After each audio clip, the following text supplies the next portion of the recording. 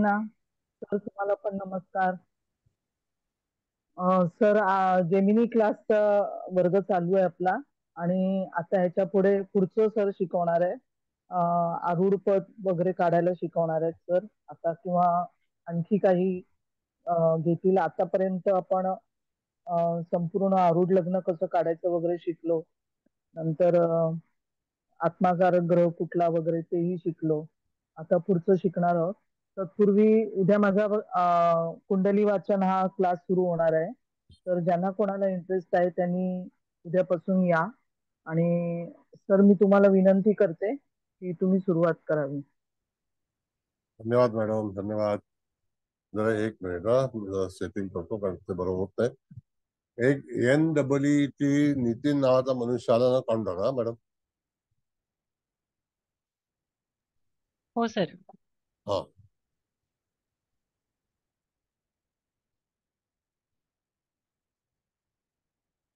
2 मिनिटं.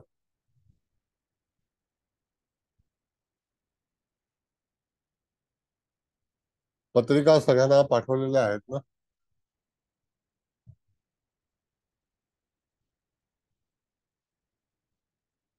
मॅडम, हो स्वागत झालं सर. का? हो सर, ठीक आहे. तुमचं स्वागत आहे. हा. नमस्कार सगळ्यांना, सगळ्यांचं स्वागत आहे. पहिल्यांदा आता चव्हाण मॅडमने स्वागत केले तर त्यांचं सुद्धा पहिल्यांदा स्वागत करतो. आणि इत्यादी आपले मान्यवर आहेत. त्याच्यामध्ये दळवी साहेब आहेत, मुकेश भाऊ आहेत, हळदणकर मॅडम आहेत, देशमुख मॅडम आहेत, कुलकर्णी आज आजपासून जॉईन झालेले आहेत, त्यांना सुद्धा नमस्कार, स्वागत आहे त्यांचं. आणि इत्यादी सर्व मंडळींचं स्वागत आहे. आज आपण हे झेबूचं हे जे आहे जेमिनीमध्ये त्यातलं 5वं अंक आहे, आपला 5वं नंबरचे लेक्चर आहे. त्या ह्याच्यामध्ये आपण दिवसेंदिवस एक नवीन नवीन काही गोष्टी शिकत आलेलो आहोत. त्या ह्याच्यामध्ये आपल्याला बघायचं आहे की आता आज वेगळ्या तऱ्हेची भूमिका आहे. तर कृपया सगळ्यांनी आपला माईक जो आहे तो व्यवस्थित सांभाळा. आता मी मीटिंग लॉक करतोय कारण का की तुमचं मीटिंग हे जे नेट जर गेलं तर परत येता येणार नाही. पण ज्यांचं हे आहे त्यांना परत येता येईल. काय समजलं? तर परत एकदा सगळ्यांचं स्वागत करतो. जे काही चुकीने कोण राहून गेलं असेल तर उपस्थित सर्वांचं स्वागत आहे. आज आपण आता कुंडली मांडणार आहोत. तर कुबल मॅडम, तुम्ही कुंडली मांडा. तर त्याच्यावरती तारीख पहिल्यांदा लावा. बर, चालेल. सगळ्यांना होय. त्यांना मिळाली नसेल. हो.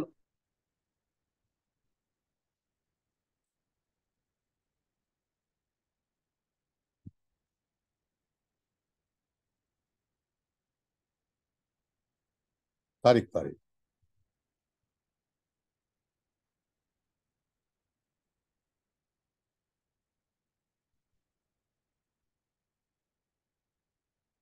तारीख 11/7/1972 आहे. बघा, 11/7/1972, 23/19 धुळ्याचा जन्म आहे. व्यक्ती पुरुष आहे. आता 72 म्हणजे साधारणतः आता बघितलं आपण तर व्यक्ती 52 वर्षाची आहे का हे धरून चालायचं. कळलं? वय हा, बोला. तारीख पाहिजे सगळ्यांनी. ज्याला स्क्रीनशॉट मारायचं त्यांनी स्क्रीनशॉट करून घ्यावा. ओके, बर. आता दुसरं कुंडली जी आहे ती मीन लग्नाची कुंडली आहे मॅडम, ती लावा. त्याला परत आपण हे बघू की कसं हे आहे. तर मीन लग्न आपण जेमिनीमध्ये जी मंडळी पहिल्यांदा उपस्थित असतील तर त्यांना आपल्याला हे करायचं आहे की त्या ह्याच्यामधून आपल्याला जेमिनीची पत्रिका कशी बनवायची तिथपासून आपण सुरुवात करणार आहोत. तर मीन लग्नाची पत्रिका जी आहे तर लग्नेश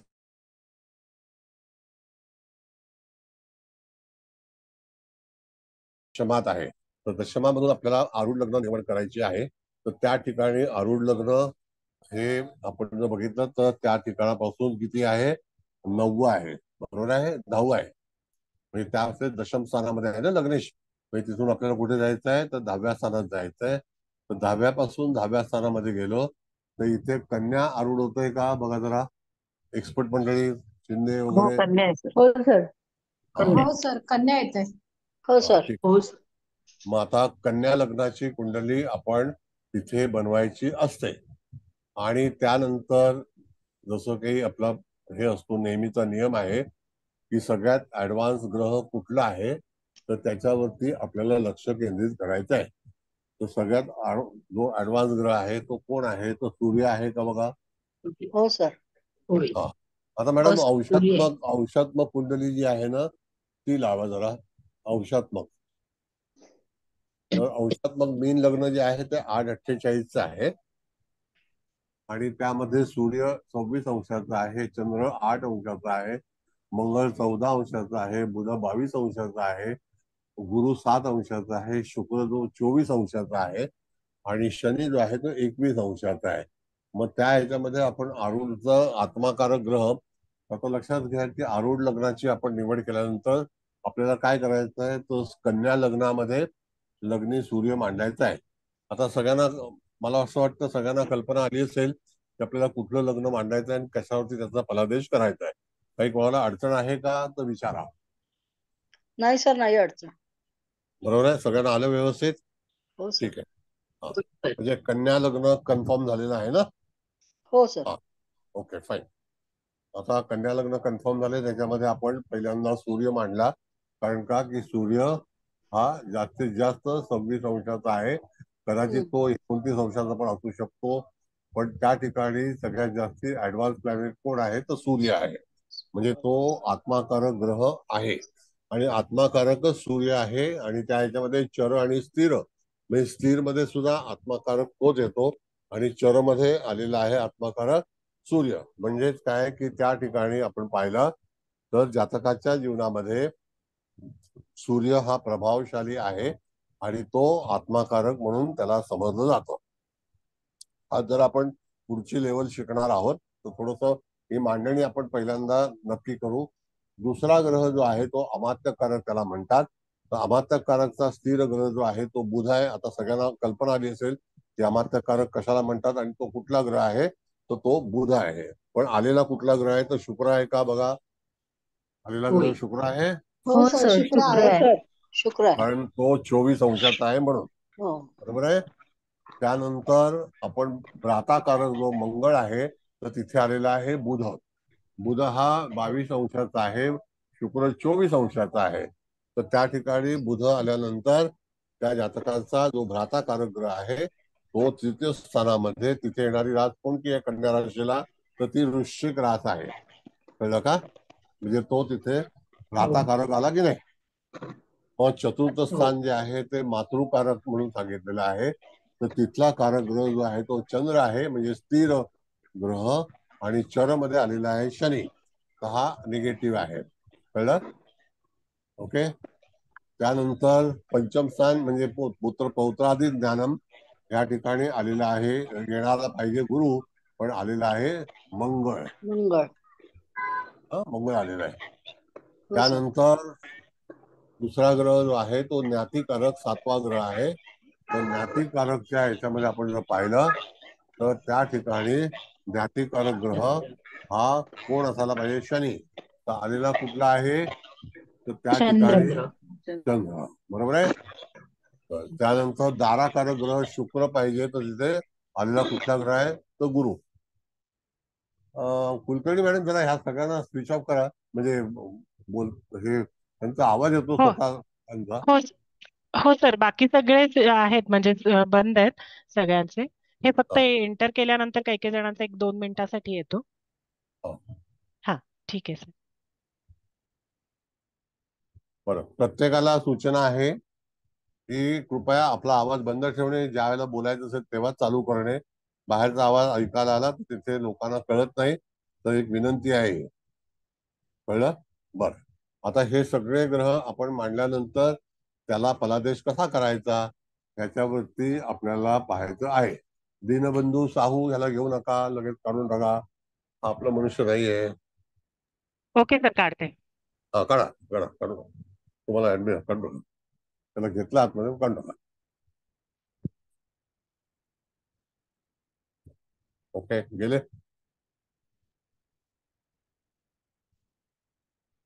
बर.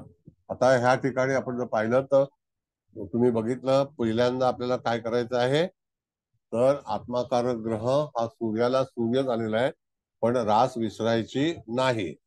राशीच्या याच्यामध्ये भरपूर काही महत्व असतं. त्यानंतर आपल्याला काय बघायचं आहे, तर त्या ठिकाणी आपण लग्न बघितलं, तारीख बघितली, स्पष्ट ग्रह बघितले, म्हणजे स्पष्ट ग्रह तुम्हाला पाठवलेले आहेत ते लक्षात आलेले आहेत. त्यानंतर सगळे ग्रह जे आहेत ते आत्माकारक वगैरे जो काही भाग आहे, तर आता एक लक्षात ठेवा तर की कन्या ते लग्नाची सर ते 6 आहेत त्यांना काढायचं ना. साऊ लग्न. Yes yes.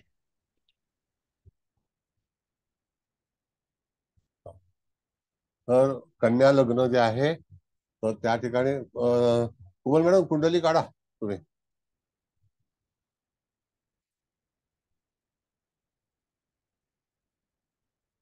आता फलादेश आपल्याला करायचा आहे, तर फलादेश करतेवेळी नक्की कसा फलादेश करायचा, तर आता थोडस आजची जी काही आजचा जो स्टडी आहे तो लिटिल ऍडव्हान्स आहे. तर त्या ह्याच्यामध्ये आपल्याला पाहायचं आहे की कन्या लग्न हे कसं लग्न आहे, तर त्या ठिकाणी कन्या लग्न कसं पुढे जाईल किंवा त्याच्यामध्ये येणारी जी काही बाधा आहे किंवा तत्सम काही गोष्टी आहेत, तर आपल्याला पाहायचं असं की लग्न जे उगवलेलं आहे ते निवडलेलं आहे ते आरूढ आहे.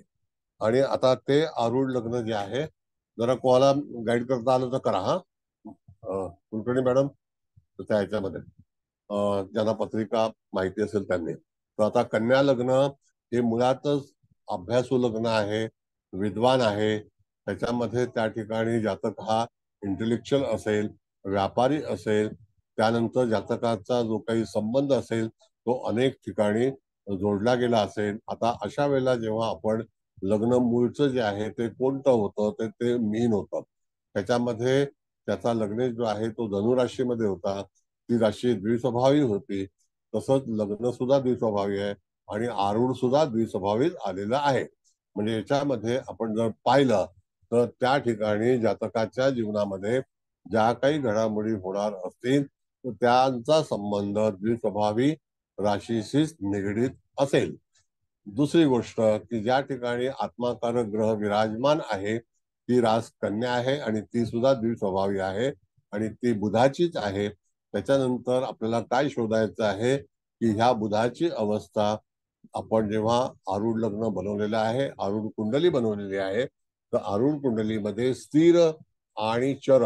आता चर मध्ये आपण जर बघितलं तर बुध हा कोणत्या सेक्टर मध्ये आलेला आहे त्याचा विचार करा. आता कोणत्या सेक्टर मध्ये आहे बुध बघितलं तर कुठे आलेला आहे, पंचम स्थान का तृतीय स्थान का षष्ठ स्थान, सांगा मला. पंचम स्थानात आहे. मग पंचम स्थान. तृतीय आहे ना बुध. तर बुध हा मूळ पंचमात आहे आणि आरूढ मध्ये तृतीयात आहे. तृतीय बुध हा भ्राताकारक ठरलेला आहे. कळलं का? मग आता अकॉर्डिंग टू जेमिनी जेव्हा आपल्याला फलादेश द्यायचा असेल त्यावेळेला आरूढ जो बसलेला आहे त्या लग्नाचा अधिपती हा भ्राताकारक म्हणून ठरलेला आहे. तर जातक आणि तो त्या ठिकाणी लग्नामध्ये आलेला जो ग्रह आहे तो त्या ठिकाणी आत्माकारक आहे. म्हणजे तिथे जर आपण विचार केला तर लग्नेश जो आहे जो मिळालाय तो कुठे आलेला आहे, तर त्या ठिकाणी भ्राताकारक म्हणून जे स्थान आहे त्याकरता जातकाच्या जीवनामध्ये एक तर सहयोग कोणाचा मिळेल. भ्राताकारक खरा कोण पाहिजे, तर मंगळ पाहिजे, पण मंगळ न येता हा जातक जो आहे तर त्याच्यामध्ये बुध हा ग्रह त्या भ्राताकारक मध्ये आलेला आहे. म्हणजेच काय की त्या ठिकाणी जातकाला साह्य मिळेल का जातक स्वतः साह्य करेल. तर एक लक्षात ठेवायचं की ज्या वेळेला जेमिनीमध्ये आपण शिकतो तर लग्न जे आहे ते कन्या आहे, त्याचा जो काही कारक ग्रह आहे तर तो त्या ठिकाणी आलेला आहे कुठे, तर तो पराक्रम स्थानामध्ये आहे. जिथे भ्राताकारक मंगळ असायला हवा तिथे बुध आलेला आहे. आणि लग्नामध्ये सूर्य आहे तो आत्माकारक म्हणून आहे. तर तो आत्माकारक असल्यामुळे त्या जातकाच्या जीवनामध्ये जे काही घडामोडी होतील तर त्या अतिशय उत्तम असतील. तर त्या कशामुळे असतील, कारण का की त्याचं पहिल्यांदाच आरूढ हे अतिशय बलवान झालेलं आहे आणि त्यामध्ये स्थिर ग्रह जो आहे तो ग्रह आहे रवी, सूर्य. आणि तसा चरमध्ये पण सूर्यच आलेला आहे. म्हणजे त्या ठिकाणी जातक हा रवी ह्या ग्रहाच्या अधिपत्याखाली त्याच्या जीवनाला सुरुवात करेल. म्हणजेच काय की त्या ठिकाणी जातकाच्या जीवनामध्ये कोणत्या कोणत्या गोष्टी चांगल्या घडतील तर त्या सूर्याच्या प्रमाणे चांगल्या घडतील असे जेमिनीचे ते नियम आहेत. मग अशा वेळेला आपण बघितलं तर तो जो काही आरूढ लग्न जे आपण निवडलेलं आहे तर ते आलेलं कसं आहे की लग्न एक दशमात, त्या दशमापासून जे दशम स्थान आहे ते सप्तम स्थान आहे, तर त्या ठिकाणी आरूढ हे कन्या आलेलं आहे. मग त्या ठिकाणी बुध आणि कन्या आणि सूर्य ह्या दोघांचं अतिशय चांगल्यापैकी ट्युनिंग असतं. म्हणून त्या ठिकाणी जर समजा कुंभ लग्न असतं आणि लग्नी आत्माकारक जर सूर्य आला असता तर तिथे आरूढ लग्न कुंभ असतं आणि सूर्य असता तर तेवढा फलादेश मिळत नाही. म्हणून सूर्य जर त्या ठिकाणी भ्राता आत्माकारक आला आणि आरूढ लग्न हे कोणतं येईल त्याच्यावरती जातकाच्या जीवनामध्ये जीवन जगताना जो प्रतिसाद मिळणार आहे तो त्याच्यावरून आपण विचार करून फलादेश सांगायचा. म्हणजे इथे जो फलादेश आहे तो निश्चितच जातकाच्या जीवनात चांगला प्राप्त होईल. आता सूर्य जेव्हा जेव्हा कुठल्या कुठल्या आरूढमध्ये येईल त्याला अनुसरून त्याचा फलादेश हा निश्चित केला जातो. पण तिथे जे लग्न आहे ते लग्न आपण जर पाहिलं तर त्याचा अधिपती भ्राताकारक म्हणून झालेला आहे. तर त्याच्यामध्ये दोन भाग असतात की एक तर भ्रातापासून साह्य मिळणं किंवा भ्राताला आपलं साह्य देणं किंवा त्याच्यावरती जास्तीत जास्त कॉन्सन्ट्रेट करणं, अशा तऱ्हेचा हा जो भाग आहे त्याचा विचार केलेला आहे. आता इथपर्यंत कोणाला काही कळलं नसेल तर विचारा, मग आपण पुढची वाटचाल करू. सर बुध भ्राताकारक याच्यामध्ये आलेला आहे आणि तो मंगळाच्या राशीमध्ये आहे. ऐका, तिथे जे आरूढ आलेले आहे ते वृश्चिक आहे. हो का? पण ग्रह हा भ्राताकारकच्या स्लॉट मध्ये आलेला आहे. ती रास वृश्चिक आहे. तर त्या वृश्चिक राशीमध्ये तिथे आपण जर पाहिलं तर जातकाच्या जीवनामध्ये निश्चित त्या वृश्चिकेचं फळ जे आहे ते त्याला निश्चित भोगावं लागेल. आता जातकाच्या भावासंदर्भात आपण जर विचार केला तर इथे कसं असतं की हे 7 जी स्थानं आहेत त्याच्यामध्ये समजा जर दाराकारक वृश्चिक रास असती आणि तिकडे जर चंद्र आला असता तर त्या ठिकाणी तो चंद्र जो आहे तो एवढा पोषक नसता. मग सप्तम स्थानामध्ये येणारी रास जी आहे ती कदाचित जर तूळ असते आणि त्या ठिकाणी प्रथम स्थान जे आहे ते मेष असतं आणि तिथे आत्माकारक ग्रह आला असता तर कुंडली अति बलवान झाली असती. पण सप्तम स्थानाचा कारक ग्रह जो आहे, जो स्थिर ग्रह आपण म्हणतो, तो शुक्र आहे.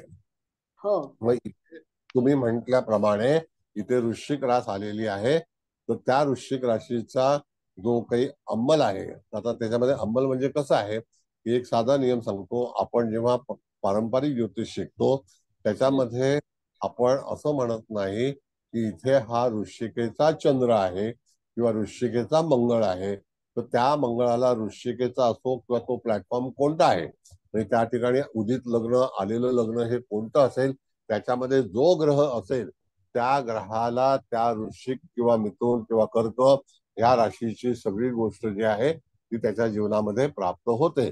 तसंच जेमिनीमध्ये सुद्धा तुम्ही म्हटल्याप्रमाणे तुम्ही सांगताय त्याप्रमाणे तिथे वृश्चिक रास आलेली आहे आणि तिथे बुध आलेला आहे. तर तो बुध हा वृश्चिक राशीमध्ये योगकारक ठरत नाही. म्हणून जातकाचा सूर्य जो आहे तो सूर्य त्याला मदत करायला करेल. म्हणजे हा जातक जो आहे त्याच्या जीवनामध्ये भावंडांची जास्तीत जास्त काळजी करावी लागणे अशा तऱ्हेचा संकेत आपल्याला त्या जातकाला कुंडलीमध्ये सांगायचा असतो. आता मूळ कुंडली आपण जेव्हा पाहतो त्याच्यामध्ये आलेलं स्थान जे आहे ते कोणतं आहे तर ते ऋषभ आहे. बरोबर आहे मूळ कुंडलीतलं, नाही का? मग आता ते त्याच्याऐवजी आलेलं कुठलं आहे तर वृश्चिक आहे. मग जेव्हा जेमिनीमध्ये आपण पाहतो कधी कधी कसं असतं मॅडम की काही वेळेला आपल्याला एखादा फलादेश का चांगला मिळत नाही हे जर शोध करायचा असेल, त्याचा शोध करायचा असेल तर त्या ठिकाणी जातकाला असा विचार केला पाहिजे की तुम्हाला ह्या सगळ्या गोष्टींमध्ये अशा तऱ्हेच फलादेश मिळेल. बरं, मगाशी मी विसरलो होतो, हळदणकर मॅडमचं पण स्वागत आहे. मला आठवण नाही आली मगाशी. तर त्या ठिकाणी आपल्याला तो फलादेश देताना तुम्हाला वृश्चिकेचा जो बुध आहे तो त्या ठिकाणी त्याला प्रतिसाद देणार नाही. तेव्हा माझा प्रश्न असा होता की वृश्चिकेचा स्वामी जो मंगळ आहे तो काही याच्यामध्ये अपलिफ्ट करू शकेल का बुधाला की नाही करू नाही शकणार? नाही नाही नाही नाही. सांगतो दादा, आता येतो पुढे मी, आता हा येतो पुढे. हा आता लग्न जे आहे ते कन्या आहे, रास हो वृश्चिक आलेली आहे तृतीय स्थानामध्ये. तर हो जातकाचा फलादेश हा भावाचा कसा असेल, तर तो वृश्चिकेप्रमाणेच असेल. आपण अच्छा. ते भ्रामकारक म्हणून सांगितलेलं आहे ना हो त्या हो ठिकाणी. हो आता त्या तृतीय स्थानातून ज्या काही गोष्टी आपल्याला मिळतात, पाहायला मिळतात, तर हम्म. त्याच्यावरती त्याचा फलादेश हा अशा स्वरूपाचाच असेल. कळलं का? अच्छा. तर ते हो तिथे हो आलं. योगकारक नाही. पण हा तरी सुद्धा जातकाचं प्रथम स्थान हे बलवान झालेलं आहे आणि ते कन्या राशीशी निगडीत आहे. हो हं? जर हो समजा तिथे कन्या रास नसती आणि जर तिथे मकर रास असती, तर तुम्हाला हम्म. मकरेचाच पण फलादेश लक्षात असणं गरजेचं आहे. आणि तिथे एखादा ग्रह कुठे प्ले करतोय आरूढ मध्ये, तर त्याचा फलादेश हो. जातकाच्या जीवनामध्ये हा निश्चित त्या ठिकाणी सापडतो, हम्म. तेव्हा त्याला म्हणजे कोण पहिल्यांदा बोलणार? आपण राशीचा फलादेश जो आहे तोच लक्षात घ्यायला हवा. प्रश्नच नाही. ज्या प्लॅटफॉर्मवर तुम्ही आहात, म्हणजे जो हा काही म्हणजे ज्या प्लॅटफॉर्मवर तुम्ही आहात, बरोबर आहे. आलं त्या लक्षात. राशीचा संबंध त्या ठिकाणी येतोच येतो. येतोच. मग आता तिथे कारक जो ग्रह आहे तो प्रथम स्थान म्हणजे सूर्य आहे. मग तो त्याला तिथे मिळालेला आहे. म्हणजे हो कुंडलीमध्ये जेव्हा आत्माकारक ग्रह हा चांगला होतो, त्यावेळेला जातकाच्या जीवनामध्ये आपण बघितलं तर तिथे ती कुंडली एका सूर्यावरतीच भरपूर काही गोष्टीच्या घडामोडी घडू शकतात. कळलं? हो. आलं लक्षात सर, आलं लक्षात. Okay, fine. आता ओके थँक्यू. त्यानंतर आपण जाऊया अमात्यकारक ग्रहाकडे. तर अमात्यकारक हे जे रास आहे, ती रास आहे तूळ धनस्थानामध्ये. तर तूळ हा जो काही संदर्भ आपण जर विचार केला, तर तूळ राशीचं वर्णन कसं आहे, तर हा जो काही प्रधान आहे, अमात्यामध्ये प्रधान, आणि आपल्याला जे काही जीवनामध्ये गाईडलाईन मिळते त्यासाठी म्हणून तुम्हाला अमात्यकारक ग्रहाचा विचार करायला हवा. मग त्या ठिकाणी आपण जर पाहिलं तर तो अमात्यकारक ग्रह हा कोण आलेला आहे तिथे मुळामध्ये बघा. शुक्र आलाय ना. नाही, अमात्यकारक ग्रह कोणता आहे? बुध असायला हवा, पण हा शुक्ला शुक्र आहे. शुक्र आलाय ना. मग बुध असायला हवा ना. हो बुध असायला हवा, आला शुक्र आहे. बरं, आता शुक्र जर आलेला आहे त्याचा अर्थ शुक्र 24 अंशाचा होता म्हणून तो तिथे आलाय अरे का? माणूस हा सर छोटा कसं काय झाला? कोण सर छोटा कसं काय झाला? सर छोटे कसं झाले? सर छोटा कसं झाला? वा जरा वैयक्तिक आवाज बंद करता का? आता त्या ठिकाणी आपण जर पाहिलं तर धनस्थानामध्ये आलेली रास कोणती आहे? तूळ आहे. त्याच्यामध्ये ग्रह कोणता आलाय? तो शुक्र आलेला आहे. पण तो शुक्र जो आहे तो अमात्यकारक म्हणून त्याला त्याची बैठक प्राप्त झालेली आहे. जर अमात्यकारक ही बैठक प्राप्त झालेली आहे तर शुक्राच्या स्वतःच्या राशीत आहे, लगेच फलादेश त्याच्यामध्ये बदलतो.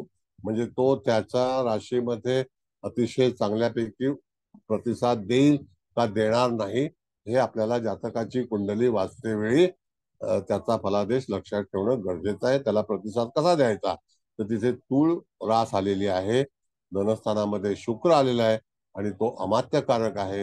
याचा अर्थ जातकाला प्रथम स्थान आणि धनस्थान हे निश्चितच प्रतिसाद देईल. आता त्यामध्ये आपण पाहतो की धनस्थान हे जे आहे हे कशासाठी आहे, तर ते आर्थिक दृष्ट्या आपण विचार करतो. मग त्याच राशीमध्ये तो अमात्यकारक म्हणून पण होतो आणि तो प्रधान म्हणून कार्यरत असतो. तर त्याकरता जातकाच्या जीवनामध्ये आता आपल्याला परत बघायचं आहे की हा शुक्र शुक्राच्याच ठिकाणी आहे, म्हणजे त्याला काही दुसरीकडे जायचं नाही आणि दुसरीकडचा त्याला फलादेश तिथे द्यायचा नाही. आलं लक्षात? काय वाटतं तुम्हाला? हो सर बरोबर आहे. म्हणजे दुसऱ्या बरोबर आहे. ग्रहाचा दुसऱ्या राशीचा विचार नाही करायचा. तो राशीमध्येच आलेला आहे, ती त्याची स्वतःची रास आहे. म्हणजे त्या ठिकाणी तो अमात्यकारक म्हणून विचार केला तर अमात्यकारक हा ग्रह त्याचा सल्लागार म्हणून आहे. आणि तो कोणाचा सल्लागार आहे, तर बुधाची जी रास आहे त्याचा सल्लागार म्हणून आहे. तर जातकाचं जीवन, ज्याला मिळणारं मार्गदर्शन हे कोणत्या तऱ्हेचं असेल, तर ते शुक्राच्या ग्रहाच्या अंतर्गत असेल. जर तिथे जर मंगळ आला असता, तिथे जर शनी आला असता, तर जातकाच्या जीवनामध्ये काही मंगळाचे चुकीचे निर्णय जातक हा घेऊ शकला असता किंवा त्याच्या जीवनात घेतले येतील तर घेता येतील किंवा घेतले असतील तर त्याला हानी होण्याची शक्यता दर्शवली जाते. म्हणजे इथे शुक्र असल्यामुळे तो धनस्थानाच्या राशीमधला शुक्र आहे आणि तो अमात्यकारक पण झालेला आहे. कळलं? इथपर्यंत लक्षात आलं का? हो सर. हा, भागवत मॅडम बोला. तर आपण तो स्थिर ग्रह त्याच्यासाठी बुध म्हणतो अमात्यकारक. तर इथे जर तो बुध आला असता शुक्राच्या राशीत तर त्याची बरोबर. मिळणारी फळं आणि इथे शुक्र आल्यामुळे त्याची मिळणारी फळं ह्याच्यामध्ये काय फरक राहील? याच्यामध्ये तफावत आहे. एक तर पहिली गोष्ट म्हणजे शुक्राच्या याच्यामध्ये जर तिथे जर रास असते कन्या किंवा मिथुन तर त्यावेळेला लग्न पण बदललं असतं की नाही? हा. नाही का? जर वृषभ लग्न असतं तर तिथे मिथुन रास आली असते आणि सिंह लग्न असतं तर त्या ठिकाणी तूळ रास आली असते, कन्या रास आली असते. नाही का? मग आता कन्या राशीमध्ये शुक्र आता आला असता तर त्या ठिकाणी त्याने विचार कोणाचे घेतले असते तर बुधाचे घेतले असते. इथे भाग असा आहे मॅडम की तुम्हाला जो काही जीवनामध्ये मिळणारा प्रतिसाद आहे तर ते पॉकेट कोणाच्या अखत्यारीत आहे, त्याचा प्रधान कोण आहे, म्हणजे त्या ठिकाणी त्याचा हक्क कोणाकडे आहे. आणि एक साधा नियम सांगतो, ज्या इमारतीमध्ये ज्या याच्यामध्ये सोसायटीमध्ये किंवा ज्या वसाहतीमध्ये आपण राहतो त्याचा संपूर्णपणे अनुभव जो आहे तो आपल्या जीवनामध्ये आपल्याला सतत मिळत असतो. मग तशाच प्रकारे जातकाची जी कुंडली आहे त्या कुंडलीमध्ये सुद्धा तुम्हाला फलादेश देते वेळी असाच विचार करायचा असतो की तिथे धनस्थानामध्ये आलेली म्हणजे अमात्यकारक ग्रह, इथे आलेली रास ही तूळ आहे आणि त्याच्यामध्ये आलेला ग्रह शुक्र आहे. मग त्या राशीची आणि शुक्राची समांतर मतं आहेत की नाही सांगा? म्हणजे याचा अर्थ तिकडे जर बुध आला असता तर तो कोणाचा अधिपती आहे त्याचा एक ऍडिशनल आपल्याला विचार करावा लागला. तो लग्नेश म्हणून आहे. तो लग्नेश म्हणून आहे ना, पण इथे हा धनेश आणि म्हणजे अमात्यकारक म्हणून अमात्यकारकच आलेला आहे. म्हणून राशींचा फलादेश वेगळा आहे आणि ग्रहांचा फलादेश वेगळा. म्हणजे आता मगाशी आपण जे काही तृतीय स्थानाच्या बद्दलचा विचार केला तर त्या तृतीय स्थानाच्या संदर्भात आपल्याला वृश्चिक रास आलेली आहे आणि तिकडे बुध आलेला आहे. तो योग्य प्रकारे जातकाच्या जीवनामध्ये फलादेश देणार नाही. आता तो फलादेश कसेल मॅडम सांगू मला की मूळ कुंडलीमध्ये तुम्ही गेल्यानंतर चतुर्थ स्थान हे मिथुन राशीचं आहे, सप्तम स्थान हे कुठलं आहे तर ते कन्या राशीचं आहे. पण कन्या राशीचं परिवर्तन झालं त्या ठिकाणी ते आरूढ झालं. आता म्हणजे त्याला मान जो मिळाला तो कन्या राशीला आरूढ लग्नाचा मान मिळाला आणि त्याच्यावरतीच पूर्णपणे अख्ख्या जीवनाचा जो काही बॅलन्स आहे किंवा कर्तृत्व आहे किंवा त्याचे विचार आहे ते कन्या राशी संदर्भातच असू शकतात. मग येणारी सुख दुःख ही जी आहेत ही रिलेटेड विथ द कन्या वर्ग. आणि त्याच्यात असं पण असेल का की त्याची जी मानसिकता असेल किंवा एखाद्या गोष्टीवरती विचार करण्याची कल मनाचा हा कन्या राशीला अनुसरूनच जास्ती करून असेल का चंद्र जिकडे आहे तिकडेच त्या राशीचा असेल? नाही नाही नाही नाही नाही. बघा आता असं आहे, आपण जेव्हा आपली जी निर्यन कुंडली वाचतो त्यावेळेला चंद्र हा मनाचा कारक आहे हे सुद्धा इथे सुद्धा आहे. पण तोच चंद्र जर समजा त्या ठिकाणी यदा कदाचित एखाद्या व्यक्तीच्या राशीमध्ये कर्केला आला तर त्याचे विचार कर्केचे असतात. पण तो परिवर्तित होऊन जर इथे चंद्र धाराकारक झाला असेल आणि तिथे येणारी रास ही जर मीन असेल तर त्याचे विचार मीनेप्रमाणे असतात.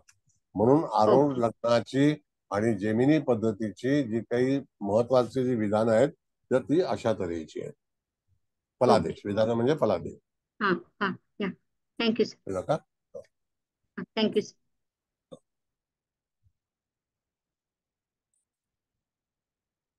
म्हणजे आता इथे कुंडलीचा दर्जा आपण जर बघितला तर धनस्थान जो आहे दर्जाच्या बाबतीत बोलूया द लेवल तर त्या ठिकाणी अमात्यकारक ग्रह हा शुक्र असून तो शुक्राच्याच राशीत आहे. म्हणजे तिथे फलादेशाची काळजी करायला लागणार नाही. एक तर पाहिजे तुम्हाला की त्या ठिकाणी एखादा नियम आहे तर आर्थिक जे काही मोबदला आहे यश आहे ते कोणापासून आपण आशा ठेवावी, तर ती धनस्थान, अमात्यकारक शुक्र आणि तूळ ह्या राशीच्या संदर्भातीलच विचार करावा. ओके. हो सर, समजलं. हो सर. फाईन. बर, आता त्यानंतर आपण पराक्रम स्थान बघितलं तर त्या ठिकाणी आलेली रास वृश्चिक आहे आणि त्याच्यामध्ये बुध आहे. आता हा बुध जो आहे हा मूळचा जो आहे तो त्या ठिकाणी सप्तमेश आहे, मूळ पत्रिकेतला. आणि इथे तो आत्माकारक ग्रह ज्याच्यामध्ये विराजमान आहे आणि तो आरूढ आहे. आरूढ ह्या लग्नाचा अधिपती हा कोणत्या सेक्टरमध्ये जेमिनीमध्ये आलेला आहे त्याला सुद्धा फार महत्व आहे. मग आरूढ लग्न जे आहे हे कन्या आलेलं आहे. म्हणजे जेव्हा आरूढ लग्नाची निवड आपण केली तर ती कशा आधारे केली, कारण मी लग्नेश हा धनुराशीमध्ये आहे आणि तो 10वा आहे, तिथून 10वं जे रास येते ती कन्या आहे. त्याचा अधिपती बुध हा निश्चितच कालांतराने अडचणी निर्माण करेल किंवा एखादा जातक तुमच्याकडे आला तर त्याला ह्या सगळ्या ज्या काही समस्या येतात तर त्या कशामुळे येत आहेत असा जर विचार केला तर अकॉर्डिंग टू जेमिनी तुम्हाला वृश्चिक राशीची जे काही तत्व आहेत किंवा त्याचे जे नियम आहेत त्याचं वागणं आहे तर त्याला आधार करून व्यक्तीच्या जीवनामध्ये त्या सगळ्या गोष्टींचा फलादेश आपण त्याला सांगायचा असतो. त्यावेळेला आपल्याला पूर्णपणे लॉजिक लावूनच त्याच्यावरती प्रतिसाद द्यावा लागतो आणि द्यायचा असतो, असा हा नियम आहे. मग तिथे बुध हा वृश्चिक त्याला तिथे फळ देणार नाही. आता जर समजा तुम्ही साधा विचार असा केला आपण मिलियन मध्ये, तर ज्यांचा वृश्चिकेचा बुध किंवा मेषेचा बुध असेल तर त्यावेळेला त्या ठिकाणी जातकाच्या जीवनामध्ये त्याची विचारधारा यदा कदाचित त्याच्या विचारांमुळे त्याची सोच असेल, त्याच्या वैयक्तिक काही चुकांमुळे जातकाच्या जीवनामध्ये निश्चितच हानी पोचण्याची शक्यता आहे. आता त्यामध्ये बुध हा अतिशय विद्वता, कॅल्क्युलेटिव्ह अशा तऱ्हेचा ग्रह आहे आणि तो भ्राताकारक म्हणून इथे विराजमान आहे. पण तिथे आलेली रास ही वृश्चिक आहे आणि तिथे आलेला ग्रह हा बुध आहे. मग त्या ठिकाणी तुम्हाला संमिश्र प्रतिसाद मिळेल. म्हणजे तो वृश्चिक राशीचा फलादेश जर तिथे मंगळ असता तो तुम्हाला उत्तमरित्या मिळाला असता आणि तुम्ही कर्तबगार ठरला असता. Got it? बघा. हो सर, म्हणजे हा बुध मग आता रवीकडून हे घेईल. येस. आता तो असं त्याचा लागणार जो होतं का? सूर्य जो आहे तो त्याच्या राशीत बसल्यामुळे हा, तो पहिली गोष्ट म्हणजे आत्माकारक ग्रह आहे आणि त्याला तिथे अतिशय चांगला प्रतिसाद मिळेल. पण जर समजा तिथे आरूढ सिंह आलं असतं तर त्याच्यावरती सिंह लग्न किंवा मेष लग्न आलं असतं त्या ठिकाणी आरूढ, तर सूर्य हा अधिक बलवान झाला असता.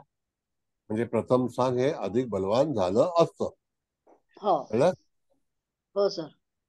हा, म्हणजे इथे प्रथम स्थान जे आहे ते बलवान आहे, पण किती प्रमाणात आहे तर 80%. हम्म. कळलं का? हो सर, आलं लक्षात. जेमिनी. Thank you sir. ओके. आता आपण पुढे गेल्यानंतर विचार केला की त्या ठिकाणी चतुर्थ स्थानामध्ये आलेला ग्रह कुठला आहे? शनी आहे ना. आणि त्या ठिकाणी हो. आलेली रास धनु, नाही का? हो मग आपल्याला बघायचं आहे की शनी हा तिथे कारकग्रह नाही. शनी हा षष्ठ स्थानाचा कारकग्रह आहे. म्हणजे तिथे स्थिर ग्रह कुठे आहे? शनी आहे तो षष्ठ स्थानामध्ये आहे ना. हो बरं. आता त्या ठिकाणी धनुराज जर आलेली आहे तर ती धनुराज जी आहे ती जातकाच्या मूळ कुंडलीमध्ये दशम स्थानाशी संबंधित आहे. तर दशम स्थानावरती पण तो इफेक्ट करेल. अधिकतम आलेला ग्रह चतुर्थ स्थानामध्ये सुद्धा आहे. तर त्या ठिकाणी जातकाला त्याचं जे सौख्य आहे, माते संदर्भातील विचार आहे, ह्या सगळ्या गोष्टींमध्ये जातक हा पूर्णपणे यशस्वी होऊ शकणार नाही. त्याला त्या चतुर्थ स्थान, त्याचं जे काही संगोपन आहे, त्याचं जे काही आनंद आहे, त्याचं सौख्य आहे, म्हणजे जे काही वास्तव्याचं सौख्य असतं ते वेगळं, दाराकारकाचं सौख्य हे भिन्न असतं. म्हणजेच काय, इथे ही कुंडली जी आहे चतुर्थ स्थानामध्ये आलेला ग्रह हा पापग्रह आहे आणि त्यामध्ये तो शनी आहे. तो त्या ठिकाणी विराजमान असणं हे योग्य नाही. मग आपण पराक्रम स्थान पण पाहिलं आणि चतुर्थ स्थान पण पाहिलं तर त्याला गुण कमी येतात. म्हणजे त्या ठिकाणी त्याला गुण मिळणार नाहीत. कळलं? म्हणजे त्या ठिकाणी तुम्ही बघितलं तर ताबडतोब तुम्हाला कळेल की ह्या 7 ग्रहांवरती 7 स्थानावरती खरोखर फलादेश देणारे ग्रह कोणते आहेत. तर आपण पुन्हा एकदा बघितलं तर पुन्हा रवी ह्या ग्रहाकडेच आपल्याला जावं लागतं आणि शुक्र ग्रहाकडेच जावं लागतं. कारण शुक्र जो आहे तो अमात्यकारक आहे आणि सूर्य जो आहे तो आत्माकारक आहे. बाकीचे 2 ग्रह आपण तृतीय स्थान आणि चतुर्थ स्थान असणारे बुध आणि शनी हे ग्रह जे आहेत ते त्याच्यासाठी योग्य फलादेश देणार नाहीत. बोला कुलकर्णी. सर आता इथं आपण चतुर्थ स्थान मातृ आणि पितृकारक बघतो. मग हो. त्यांचं सौख्यच फक्त बघायचं. मग स्थावर प्रॉपर्टी वगैरे ह्याच्या गोष्टी संदर्भात इथं ते आपण पण विचार करायचा ते ना? पण ते पण करायचं मग ते आता इथं शनी असल्यामुळे मग त्या गोष्टी त्याला उशिरा मिळतील का त्याचं सुख लाभणार नाही असं नक्की काय म्हणता येईल सर? सांगतो. चांगला प्रश्न आहे मॅडम. असं आहे की समजा चतुर्थामध्ये शनी आला आरूढ लग्नाला आणि हो. जेमिनीमध्ये तर हो. निश्चितच कालांतराने जातकाच्या जीवनामध्ये अशा तऱ्हेचे प्रश्न उपस्थित होतील जेणेकरून जिथे तो वास्तव्य करत असेल, जिथे त्याला राहण्याची सुविधा असेल किंवा त्याची आई असेल, असे चतुर्थ स्थानामधून आपण जे 12 काही प्रश्न आहेत त्याचं विवेचन करतो, विचार करतो. त्यावेळेला त्या 12 गोष्टींचं त्याला तिथे चतुर्थात शनी असल्यामुळे त्या ठिकाणी ते योगकारक ठरत नाही. ओके. बरं. आता गंमत अशी आहे मॅडम की जेमिनीमध्ये ह्या ज्या 7 राशी आहेत त्याच्यामध्ये कुठला ना कुठला ग्रह येणार, त्याला हो. आपण वगळू शकत नाही. निश्चितच. याचा अर्थ जे आलिया भोगासी असावे सादर म्हणजे चतुर्थात हा शनी आला. आता आपण जर मूळ कुंडली पाहिली तर मूळ कुंडलीमध्ये मीन लग्नाला चतुर्थामध्ये मिथुन रास येते आणि हो. त्या मिथुन राशीचा अधिपती हा सुद्धा या ठिकाणी भ्राताकारक म्हणून तो वृश्चिक राशीमध्ये आलेला आहे. हो. अकॉर्डिंग टू होरोस्कोप आणि अकॉर्डिंग टू जेमिनी कळलं तरी सुद्धा हो त्या सर. ठिकाणी तृतीय स्थान आणि चतुर्थ स्थान ही निषिद्ध झालेली आहेत. त्याच्यातून तुम्हाला अपेक्षा करू शकत नाही. काही वेळेला काही प्रश्न जातकाच्या जीवनामध्ये निश्चित शनी ग्रहाप्रमाणे उपस्थित फळं होतील. देतील त्याची. हो सर. बरोबर. ओके. असाच फलादेश मिळेल. म्हणजे तृतीय धन्यवाद स्थानाचा सर. फलादेश आणि चतुर्थ स्थानाचा फलादेश जातकाच्या जीवनामध्ये जसा हवा तसा तसा मिळणार मिळणार नाही. नाही. हो बरोबर. जसा हवा तसा मिळणार नाही. आता जेव्हा बरोबर. तुम्ही ही कुंडली वाचण्याचा प्रयत्न कराल त्यावेळेला तुम्हाला त्याचं जे गांभीर्य आहे किंवा त्याचं जे फलादेश आहे, यश आहे ते चुटकीसारखं लक्षात येईल. म्हणजे बरोबर ताबडतोब सर. चटकन. हो सर. म्हणजे एवढं ते ठीक आहे सर. डिफिकल्ट नाही. मग आता हो सर. आपण आता जर एकदा पाहिलं आरूढ लग्न मांडून हे ग्रह त्यातले मांडता आले आपल्याला आत्माकारक पासून दाराकारक पर्यंत की आपल्याला ह्याची फळं व्यवस्थित लक्षात येतात सर. येस. बर. आता राहिला भाग काय माहितीये मॅडम की याचा अधिपती गुरु हो. हा जो आहे हा त्या ठिकाणी ज्ञातिकारक झालेला आहे का? नाही, दाराकार.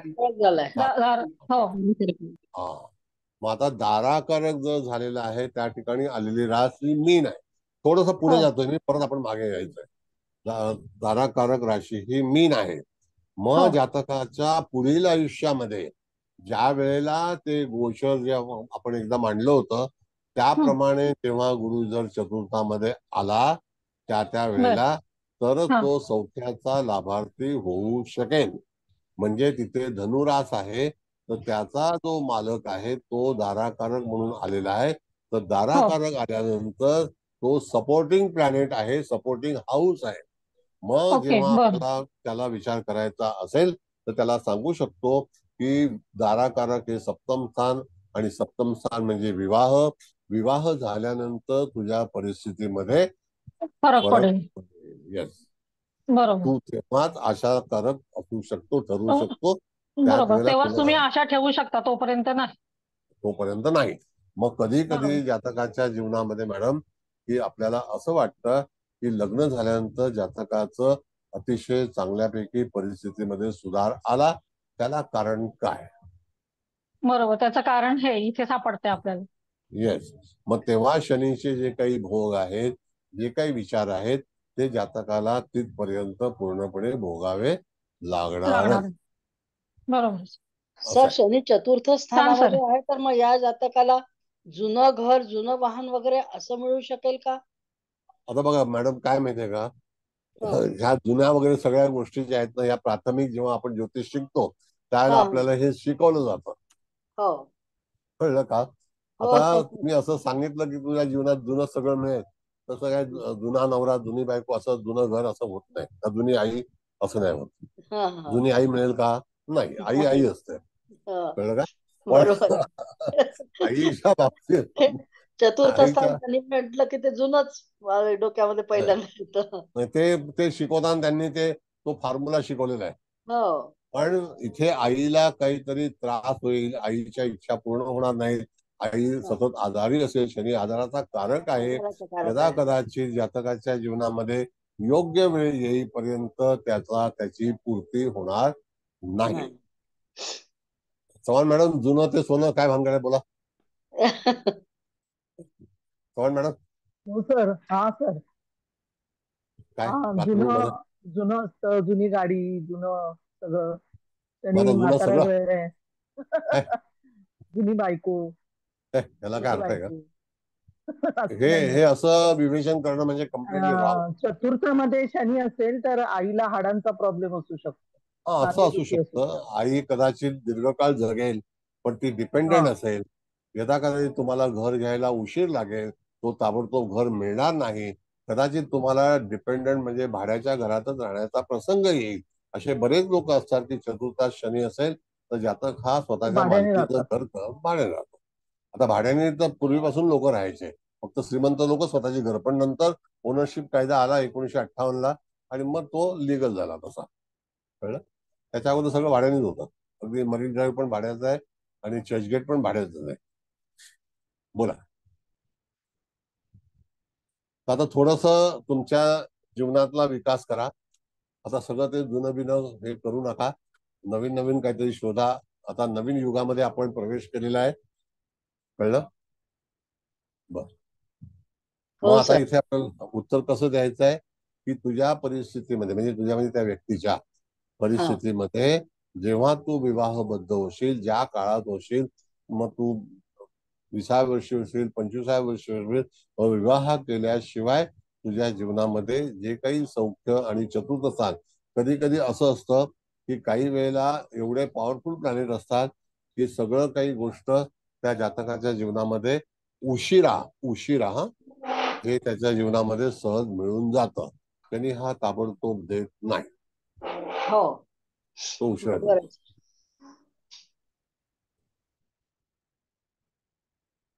बोला.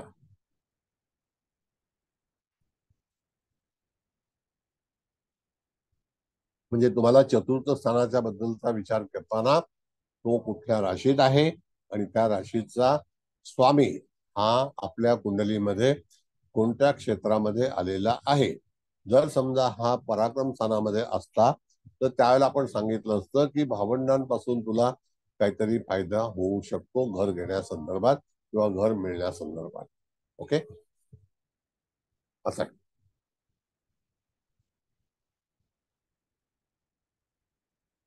आता पंचम स्थानाकडे जायचंय. सर. हो सर. आणखी काही प्रश्न आहेत? आणखी काय आहेत का प्रश्न? बोला. नाही विचारा, म्हणजे तुम्हाला खुलासा झाला पाहिजे. बरं, आता एक सूचना करतो की जे लोक दुसऱ्या लेक्चरला येत नसतील आणि फक्त जेमिनीला येत असतील तर त्यांनी कृपया एक तर त्या आमची जी दुसरी व्याख्याने असतात त्याला यावं, नुसतं ह्याला येऊ नये. नाहीतर माझ्या लक्षात असतं, मी पटकन रिमूव्ह करतो. आता 3 लोकांना काढलेलं आहे. नुसतं एकच शास्त्र शिकायचं आणि मग सगळ्यांना लाल बॉर्डर दाखवायचा, तसं नाही चालत. विचारा आता काय आणखी काय अडचण असेल तर विचारा. आपण मग पुढचा प्रवास करायचा आहे, मग पंचम स्थानाकडे जायचंय. मला वाटतं आजच्या विषयामध्ये तुम्हाला मागच्या विषयापेक्षा एक भिन्न गोष्टीची तुम्हाला उकल झाली असेल असं मला वाटतं. बोला. प्रश्न विचारा. कळतंय व्यवस्थित. हा, कळतंय? कळतंय. Very good. चलो, अच्छी बात है. चव्हाण मॅडम, आपण दुसरा हे सांगितलं नाही तुम्ही, काय ते महागड्या क्लासला फसू नका. जाहिरात हा. करत नाही, सांगा जरा. हो हो, महागड्या क्लासला फसू नका. सर घेत आहेत फ्री मध्ये, तर तुम्ही सर्वांनी आवर्जून या आणि कुठेही जाऊ नका. सगळं इथे शिकवणार आहे. एकाच ह्याच्यामध्ये आहे आपण. सर घेतील, सगळे भिन्न भिन्न विषय आहेत ते घेतील, तर कुठेही जाऊ नका. तर नाही कसं आहे जाणार बघा, लोक कुठे. तसं नाही. इथे काय असतं माहिती, आपले नंबर करून यांना प्रायव्हेट फोन करतात, कळलं का?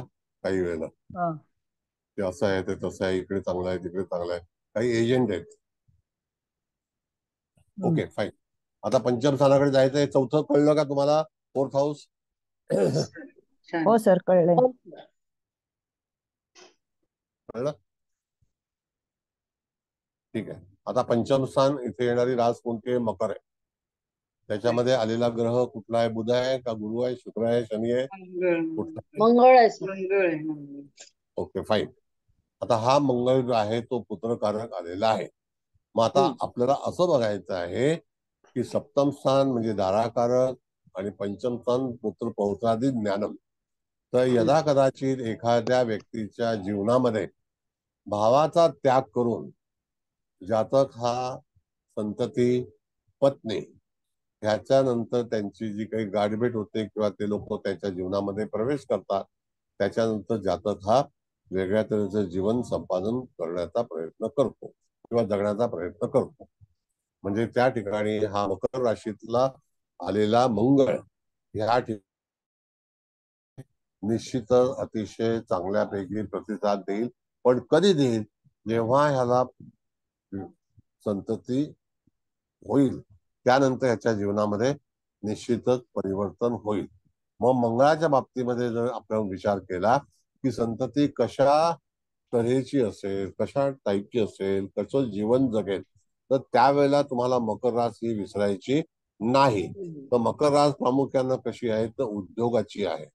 कालपुरुषाला ती दशम स्थान आलेली आहे, उद्योगाची राशी आहे.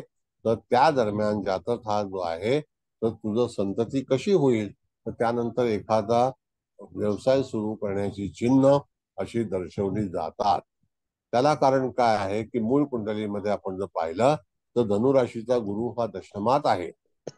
मग काही लोकांच्या जीवनामध्ये अशी शक्यता किंवा अपॉर्च्युनिटी असते की बाबा संतती झाल्यानंतर एखादा नवीन उद्योग करण्याची संधी ही त्याला प्राप्त होते. कधी त्याच्या विचारामध्ये बदल होतात आणि तो त्या संधीचा लाभ घेतो आणि कार्याला सुरुवात करतो. असं वाटत नाही का? होतं की नाही असं? हो सर. सांगा.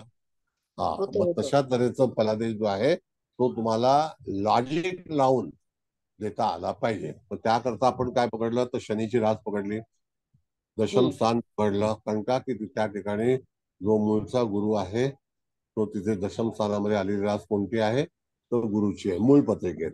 त्यानंतर ह्या ठिकाणी आलेली दशम स्थानाची जी कालपुरुषाची रास आहे मकर, आणि त्याच्यामध्ये आलेला आहे मंगळ. मग यथा कदाचित आपण त्याला सांगू शकतो तुझा मुलगा जो आहे, मग मकर रास ही सिव्हिल इंजिनिअरिंगची पण आहे, इंजिनिअरिंगची पण आहे, राजकारणाची पण आहे. आता कधी कधी असे लोक आपण पाहिलेले आहेत की ज्यांची आर्थिक स्थिती अत्यंत खराब होती आणि राजकारणामध्ये ते गेले आणि आई वडील आश्चर्यचकित झाले की माझा मुलगा आमदार बनला, माझा मुलगा खासदार बनला, नगरसेवक बनला आणि असा पुढे पुढे जात गेला. मनुष्याच्या जीवनामध्ये सांगतो, कुलकर्णी मॅडम थांबा 2 मिनिट. मनुष्याच्या जीवनामध्ये हे जे काही परिवर्तन होतं ते परिवर्तन हे एकमेकाशी कनेक्टेड असतं. यदा कदाचित वडिलांचे किंवा आईचे श्रम जे आहेत ते कालांतराने त्याच्या नजरेसमोर येतात आणि ती प्रगती त्याला पाहावी लागते. म्हणजे पंचमातला मंगळ हा संततीच्या बाबतीमध्ये तो तिथे पुत्र पौत्राधिक कारक आहे, ज्ञानम आहे. तर त्यावेळेला तुम्हाला पुत्रापासून कशा अपेक्षा ठेवायच्या, तर ते निश्चितच जातकाच्या जीवनात पुत्रापासून चांगल्या अपेक्षा तुम्ही करू शकता, ठेवू शकता. ओके. तर संतती धाडसी राहील ना? हा, धाडसी असेल, उद्योगी कष्ट असेल. करणारी तर आहेच, म्हणजे मोकार रास असल्यामुळे संतती कशी असेल आता, पण धाडसही नवीन नाही घेण्यासाठी. तांत्रिक दृष्ट्या असेल, तांत्रिक असेल, हा, कळलं का? असं असू शकेल. होतकरू असेल, राजकारणी असेल. हा, संततीच्या बाबतीमध्ये आपण जर विचार केला तर पंचमातला मंगळ हा निश्चितच काही ना काहीतरी कुरघोड्या करणारा पण संतती असू शकते. कधी कधी असं आहे की डिफेन्स आहे, पोलीस आहे, ज्या काही यंत्रणा आहेत, सरकारी संदर्भातील यंत्रणा आहेत, सरकारी नोकरकर्मी आहेत, तर त्यांचा सुद्धा त्याच्यामध्ये विचार करू शकतो आपण. जातक काय विचारतोय, पण तुम्हाला तुमच्याकडे स्टॉक पाहिजे, अदरवाईज तुम्ही कसं हे करणार त्याला. बरोबर. कुलकर्णी मॅडम विचारा. सर आता तुम्ही म्हणलात की संतती झाल्यानंतर तो व्यवसाय वगैरे चालू करेल.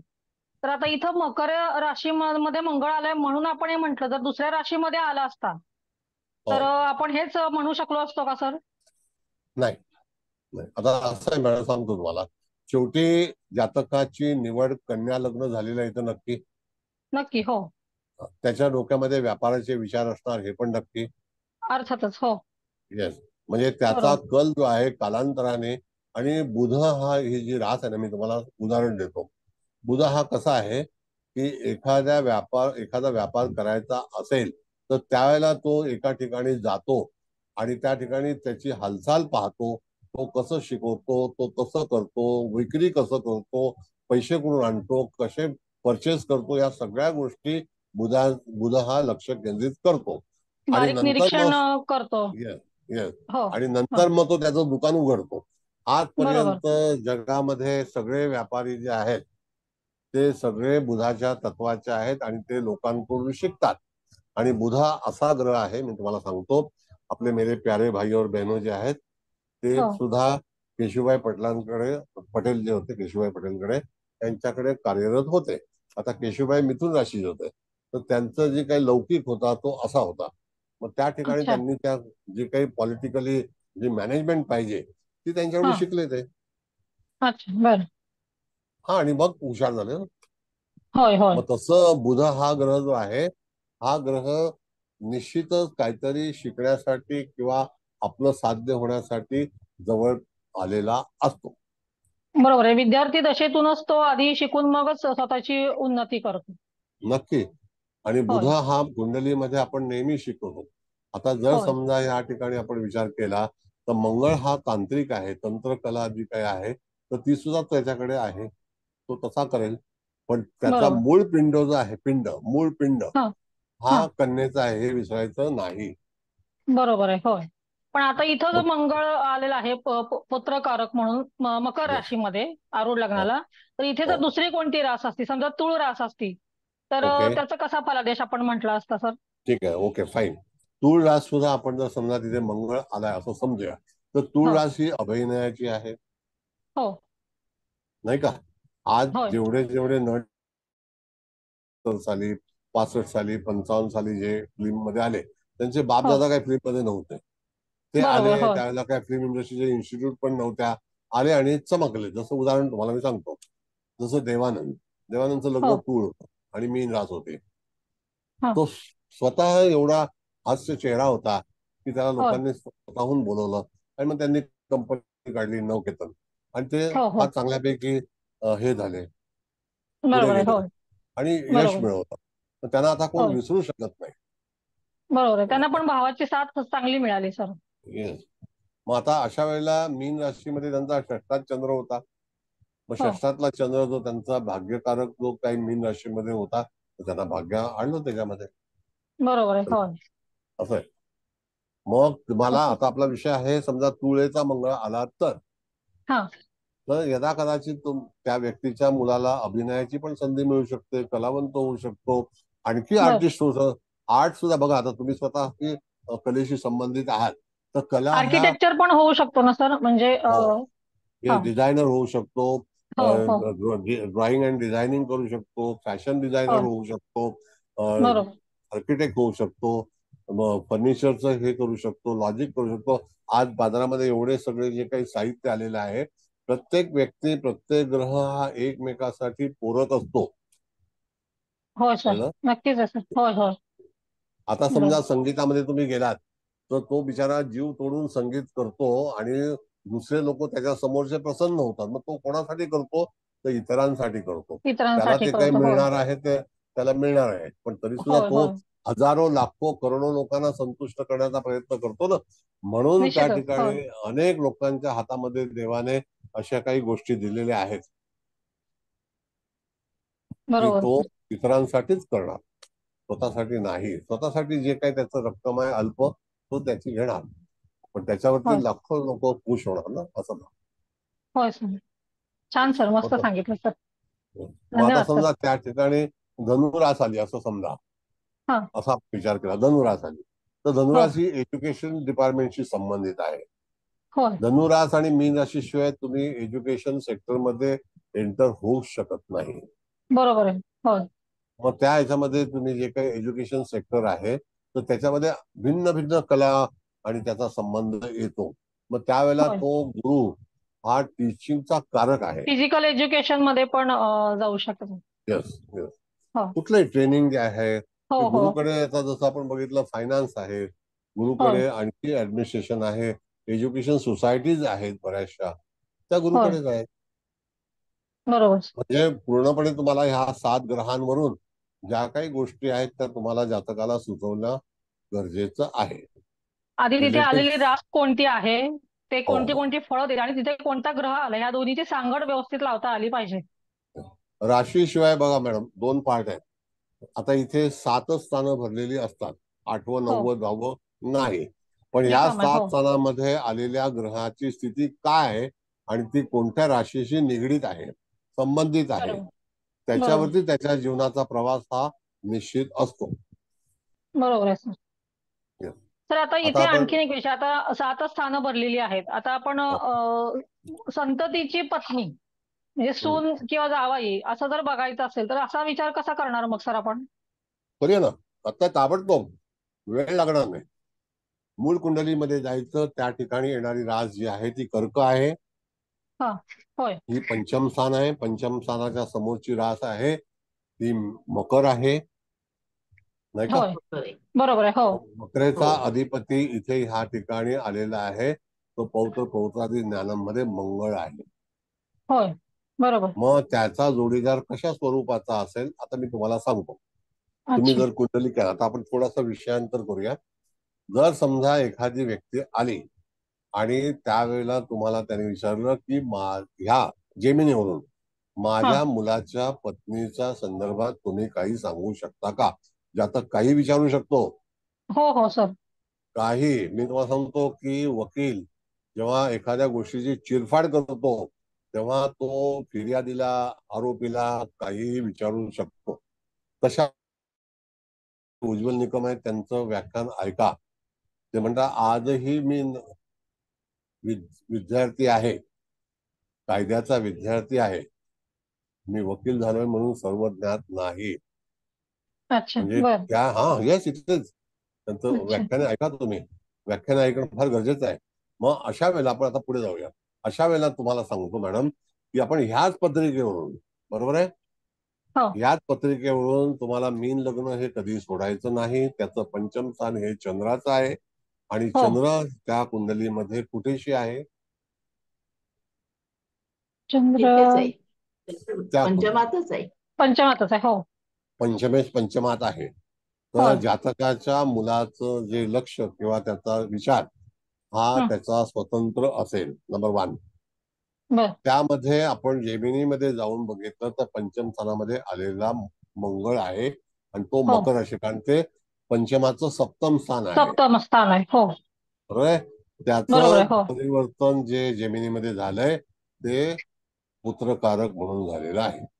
होय त्यावेळेला पुत्रासंदर्भात इत्यादी सगळे विचार हा. हे तुम्हाला त्या पंचम स्थान, मकर राशी आणि आणि मंगळ मंगळ. ओके. त्याच्याशी निगडीतच असणार. आता बर जर एखाद्याने तुम्हाला विचारलं की बाबा माझ्या सुनेचं नाव काय असेल, हा. बरोबर आहे, बर. हा. तर माझ्या सुनेचं नाव काय असेल तर तुम्हाला मंगळाचा विचार करायचा आहे, मकर राशीचा विचार करायचा आहे आणि बर. त्या ठिकाणी कर्क राशीचा विचार करायचा आहे. आता अच्छा. जर बर. मकर राशीचा विचार केला तर तुम्हाला ग स नाव येतं, हा. बर. ख नाव येतं. त्यानंतर त्या ठिकाणी तुम्ही मंगळ असल्यामुळे अ ल इ न य हा. बर. असं आहे. आता मला सांगा मॅडम, कुलकर्णी मॅडम, की तुमच्या याच्यामध्ये तुमचं सिंह लग्न आहे का मेष लग्न आहे? मेष लग्न आहे. आता तूळ राशी येते, बरोबर आहे, सप्तम हो. स्थानामध्ये. हो. शुक्र कोणत्या राशीत आहे? शुक्र सप्तमातच आहे आणि माझा आरूढ पण आत्मकारक म्हणूनही तोच आहे, शुक्रच आहे. बर. मग आता जर समजा आपण विचार केला तर शुक्राकडे ब व उ र त. बर. हा. हा. आता हा. तुमच्या कुल कर र येतं ना, कुल करणी. हो हो हो हो. मग तिथे कुठे विवाह येतं झाला? कुलकर्णीच. माझं बरं. माहेरचंही कुलकर्णी, सासरचंही कुलकर्णीच आहे. हा. होय. मग असं शोधायचं बरोबर. असं. अच्छा सर. हा. बर. मग आता आरूढ कुठलं आलं? तूळ आलं. हो. मग आरूढ तूळ आलं तर मग तुमच्या आरूढच्या अंगी जे काही तुमचे गुण आहेत, ज्याला आपण म्हणतो की अभिनयाचे म्हणा, संगीताचे म्हणा, हे तुम्हाला हो. आले की नाही? आले आले सर, निश्चितच आले. हा. मग आता तो पिंड तसा आहे म्हणून म्हणजे तुमचा बरोबर. लगाव झाला तिथे, तुम्ही गेलात तिथे, त्या ठिकाणी आता तूळ रास काय सांगते? सुस्वरूपाची. होय. मग आता त्या ठिकाणी तुमचं वास्तव्य, तुमचा जीवन, तुमचा आनंद, तुमचं सुख, तुमचा प्रवास, तुमचं दर्शन, तुमचा भौगोलिक पाठ, तुमचं निसर्ग ह्याच्याशी संबंध येणार म्हणजे येणारच, बरोबर आहे सर. होय. नाही का? अगदी बरोबर सर. होय सर. मग हाच भाग आहे. बरोबर सर. माणसाची आवड कुठून शोधायची असते? तर त्याचा पिंड अशीच काय आहे? शोधायची तर सर. होय सर. नैसर्गिक आहे. मग तुम्हाला होय सर. निसर्गाच्या याच्यामध्ये राहणं अतिशय चांगलं जास्त जमतं. आवडतं. हो हो. अजून जीवन जायचं आहे. होय होय सर. बरोबर. Yes. असा छान भाग आहे. समजलं सर, मस्त सांगितलं सर. आता माझ्याकडे धन्यवाद काही सर. पत्रिका बित्रिका नाहीये का, माझ्याकडे डायरी पण नाहीये. नाहीये. होय. बरोबर सर. कम्प्लीट असं आहे. म्हणजे विचार करून तुम्हाला असंच ज्योतिष सांगायचं असतं. बरं, बरोबर. भागवत मॅडम बोला. तर मगाशी हा जो विषय आता चालला होता तोच जर आपल्याला पुढे न्यायचा असेल तर मकरेचा मंगळ उच्चीचा असल्यामुळे कदाचित तो जास्ती चांगली फळं देण्याची शक्यता आहे का? आणि तो जर 1 मिनिट कर्केचा असेल तर तो काय कसा विचार? 1 मिनिट बरोबर. याच्यामध्ये मॅडम असं आहे जेमिनीमध्ये की ज्या ठिकाणी आपण आरूढ लग्नाला जे ग्रहांची मांडणी करतो तिथे उच्च वगैरेचा विचार केला जात नाही. हा. जे आरूढ जसं येईल त्याप्रमाणे तिथे ओके. शनीचं आरूढ आलेलं आहे पंचम स्थान. हा. तर शनी आणि मकर रास आणि मंगळ ओके. या हा. तिघांचं जो पदार्थ ओके आहे ओके. हा. आता म्हणजे तोच दह्यामध्ये कर्केला नियम लागू पडेल. ऐका दह्यामध्ये साखर घातली तर लस्सी तयार होईल, हा. नाही का? हा. आणि दह्यामध्ये जर बुंदी टाकली तर लस्सी तयार होईल का? नाही. कोशिंबीर होईल बुंदीची. हा. असं आहे.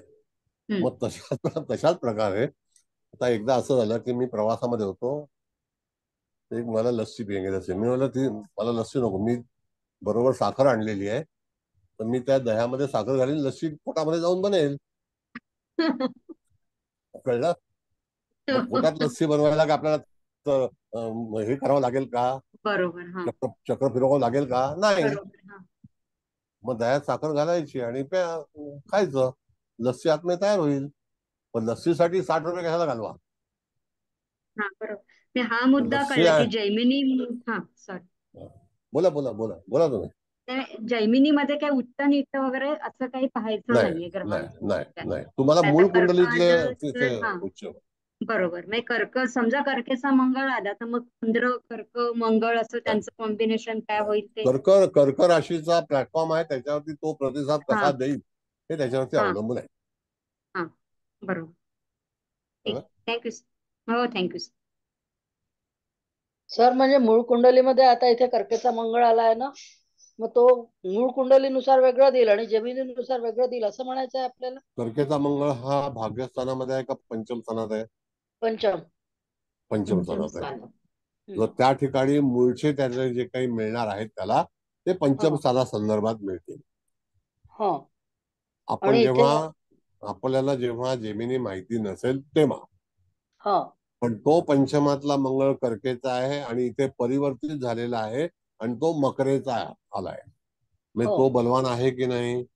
हो आता मला सांगा, रुपीज म्हणून पाऊन घेतला तर पाऊन बलवान आहे का रुपीज बलवान आहे? पाहून राहील. हा, मग तसंच we are earning in rupees and spending in rupees. Earning in pound, spending in pound. Which is better? आपण आपल्या ज्या ह्याच्यात घेऊ त्या ह्याच्यातच. येस, तसंच आहे. म्हणजे ज्या स्थानामध्ये तुम्ही राहता, ज्या लोकेशनला राहता, ज्या देशात राहता, त्या देशाच्या करन्सी मधून तुम्ही उत्पादन केलेलं आहे, मिळवलेलं आहे, उत्पन्न मिळवलेलं आहे, तर तिथे खर्च करायला you are in spending in pound, earning in pound. आलं पण लक्षात. इथे तुम्हाला अर्निंग रुपीज आहे आणि स्पेंडिंग पाऊंड आहे तर आपल्याला महाग पडतं. महाग पडतं. बरोबर आहे.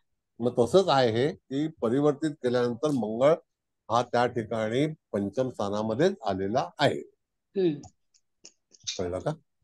हो सर, आलं लक्षात. सर हा सर ऍक्च्युली मूळ कुंडलीमध्ये म्हणजे आता तुम्ही जी दिशा दिली ती अशी वेगळ्या पद्धतीने मिळाली की मूळ कुंडलीमध्ये कर्केमध्ये बुध, मंगळ, चंद्र आणि केतू एवढे ग्रह बसलेले आहेत आणि तिथे आपण मंगळ म्हणजे एरवी आपण रेग्युलर नीचा आणि उच्च असं धरतो, तिथे तो मंगळ निचेचा झालेला आहे.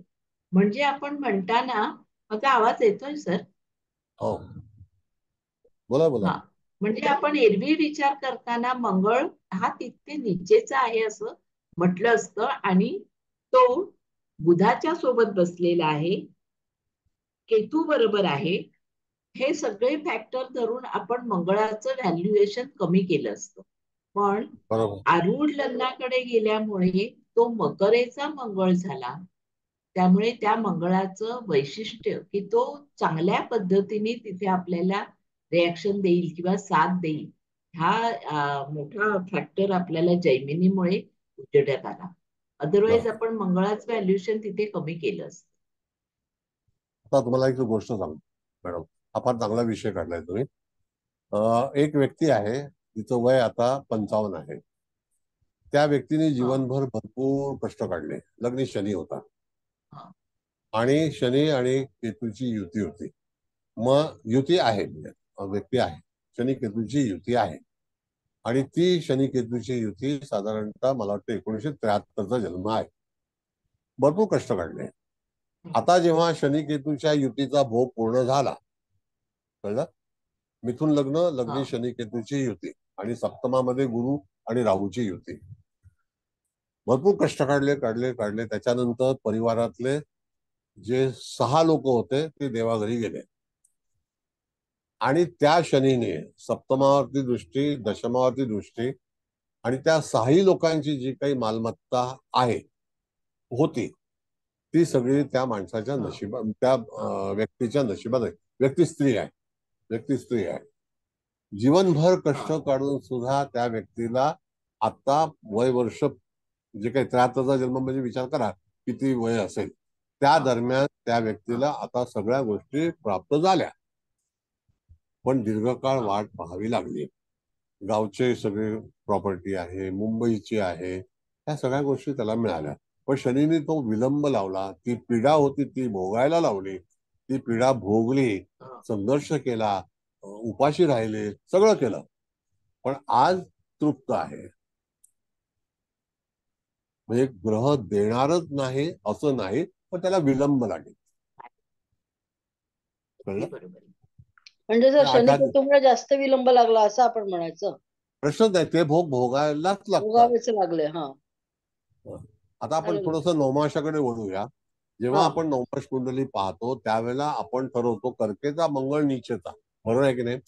हो आता त्या हो कर्क राशीच्या ह्याच्यामध्ये मेष नवमाश सुद्धा आहे, हो पुनर्वसू हो नक्षत्राचं, पुनर्वसू नाही का? आहे. सॉरी नाही चुकीचं होत आहे. नाही. आश्लेषा नक्षत्राचं दुसरं चरण मकर नवमाश आहे, पुनर्वसू मिथुन राशीमध्ये गेलं, नाही का? हो आश्लेषा हो हो पुनर्वसू मिथुन राशी गेलं. आश्लेषा नक्षत्राचं दुसरं चरण मकर नवमाश आहे, आणि जर तो हो. तिथे नवमाशी उच्चीचा झाला तर पण तो आश्लेषाचा आहे. हा पण तोच मंगळ कर्क राशीमध्ये दरिद्रांशामध्ये आला तर त्याचा विचार केला पाहिजे, हो तुमचा फलादेश मिळतो. तोच मंगळ जर समजा राज्यांशामध्ये आला आणि शिवनवमाशी आला तर मंगळ कर्केचाच आहे, पण नवमाशाचा आपण जेव्हा विचार करतो नवमांशाचा हा त्याला तो येस, आलं लक्षात sir, आलं. मग तिथे तुम्हाला या ठिकाणी जेमिनीचा विचार करायचा आहे. आपला विषय जेमिनीचा आहे, हो कळलं? हो सर आलं लक्षात. हो थँक्यू सर. सर. हे खूपच Thank you. म्हणजे हा सूक्ष्मांशाप्रमाणे छान. आपण अति जवळ जात होतो, तसं जेमिनी प्रमाणे पण सुद्धा आपल्याला जास्त जवळ जाता येते. Yes. आणि ह्या शाखा आहेत मॅडम. शेवटी जेमिनीमध्ये तर अनेक हा गोष्टी आहेत, जसं आता आपल्याला अजून फार कमी आहे, आपण हे शिकणार आहोत, बऱ्याचशा गोष्टी शिकणार आहोत. आता वेळ अपुरा पडतो काही वेळेला, कळलं का? वेळ अपुरा पडतो. पण आता हे पंचम स्थान झालं, आता षष्ठ स्थान बघा तुम्ही, आपण पोचूच शकत नाही षष्ठ स्थान. आपण षष्ठ स्थान काय म्हणतं आपल्याला, तिथे येणारी आज कुंभ आहे की नाही? हो तिथे हो आलेला ग्रह कोणता आहे? चंद्र. चंद्र ओके आहे. फाईन, तो ज्ञातिकारक म्हणून आहे. हो बरं, आता ठीक, बघा चंद्र आहे हे विसरायचं नाही, नाही हा ज्ञातिकारक स्थान आहे हे सुद्धा विसरायचं नाही. शेवटी मनाच्या बाबतीतली जी काही जडणघडण आहे, मूळचा चंद्र हा कुठलाही असला तरी जेमिनीमध्ये तो कुंभेचा झालेला आहे, हो तर चंद्राच्या बाबतीमध्ये त्याच्या जीवनामध्ये संपूर्ण फलादेश आणि ज्ञातिकारक ग्रह ह्या स्थान याचा संपूर्ण संबंध कुंभेशीच रिलेटेड असेल. Yes. बरोबर आहे मग सर. कुंभ, मग त्याचे विचार, त्याच्या नात्यातली माणसं. मग आता कुलकर्णी मॅडम, असा विचार आपण जर केला तर त्या ठिकाणी जेव्हा तूळ लग्न जर आरूढ आलेलं आहे तर षष्ठ स्थानामध्ये मीन रास येते, तर षष्ठ स्थानातल्या मीन राशीमध्ये तुमच्या नातेवाईकांमध्ये समजा मीन राशीची द च द ध न ह्या नावाची व्यक्ती आहे का? आहे सर. आहे, बस सिंपल आहे झालं. किती वेळ लागला? बरोबर सर. किती वेळ लागला? हो आपण सर, वेळ पटकन ओळखता काढतो. येते हे. होय हा, होय. आपण वेळ काढतो. कसं आहे की डॉक्टर पण सांगतो उद्या या, 8 दिवसांनी दाखवा, कळलं, परत या. होय तसं नाही ज्योतिषाला तसं नाही. हो, आपल्याला पटकन उत्तर देता यायला पाहिजे सर. येस, आपलं हे बरोबर. शिक्षण चालू आहे. डॉक्टर होय हा पेशंट तपासतोय, होय डॉक्टरला पैसे कमवायचे. बरोबर सर. मग आता मी सांगितलं असतं उद्या सांगतो हा हे सगळं कसं करायचं ते, तसं नाही. ते जाऊन कुठेतरी ठीक, पुस्तकात वाचणार, शोधणं आणि मग त्याचं उत्तर देणं, त्याला काही अर्थ नाही सर. असं सगळं चाललेलं आहे. होय सर, खरं आहे सर. एनिवे, चांगलं शिका, चांगलं उत्तीर्ण व्हा, आणखी तुम्हाला भरपूर आयुष्य आहे, चांगली प्रगती करा, पैसे कमवा. पैसे कमवू नका असं नाही, पैशाची अत्यंत आवश्यकता आहे. प्रत्येकाला मी हे विनंती करीन की प्रत्येकाने पैसे कमवा. पैसे फार गरजेचे आहेत. आणि तुम्हाला याच्यामध्ये सांगतो ना, काल माझा मित्र आला होता टीव्हीवरती, 1-1 लाख रुपये रोज कमवतो, 1-1 लाख रुपये. बापरे. येस, 1-1 लाख रुपये रोज कमवतो. 25,000 झाल्याशिवाय तो उठतच नाही ऑफिसमध्ये. ठीक आहे, पण तुमची इच्छा पण पाहिजे पैसे कमवायला, असं नाही. इच्छा पाहिजे, बुद्धी पाहिजे, वातावरण पाहिजे.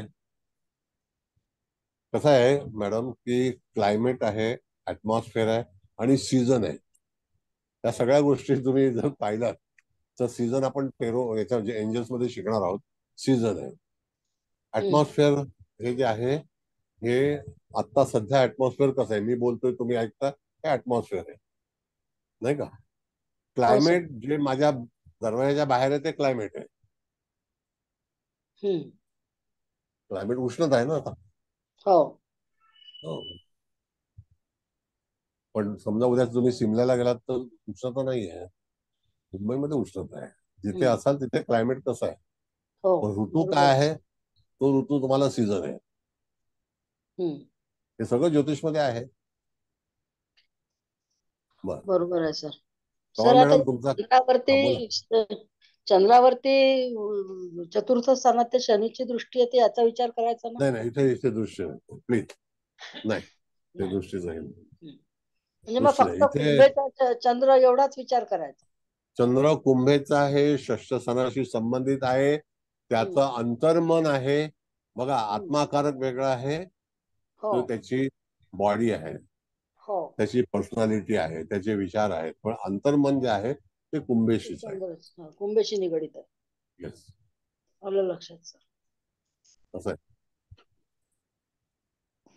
कसं असतं तुम्हाला सांगतो मी मॅडम, की कुंभेचा चंद्र असेल तर त्या ठिकाणी अभयारण्य हा एक परिसर असतो. तो अनेक लोक जिथे जिथे कुंभेचा विचार असतो त्याला तुम्ही एखादी तरी व्यक्ती तिथे अभयारण्यामध्ये जाऊन प्रवास करून आनंद घेऊन पक्षी बघून आलेली असते. सर अगदी बरोबर. बरोबर आहे. अगदी अगदी. माझा मुलगा कुंभेचा आहे, सारखा कॅम्पिंगला जातो जंगलात. हे नियम आहेत, हेच पाठांतर पाहिजे आपल्याला. बोला भागवत मॅडम. तर ते कुंभेचा चंद्र तुम्ही सांगितलं, मूळ कुंडलीत कुंभेचा काय म्हणालात, आवाज नाही आला.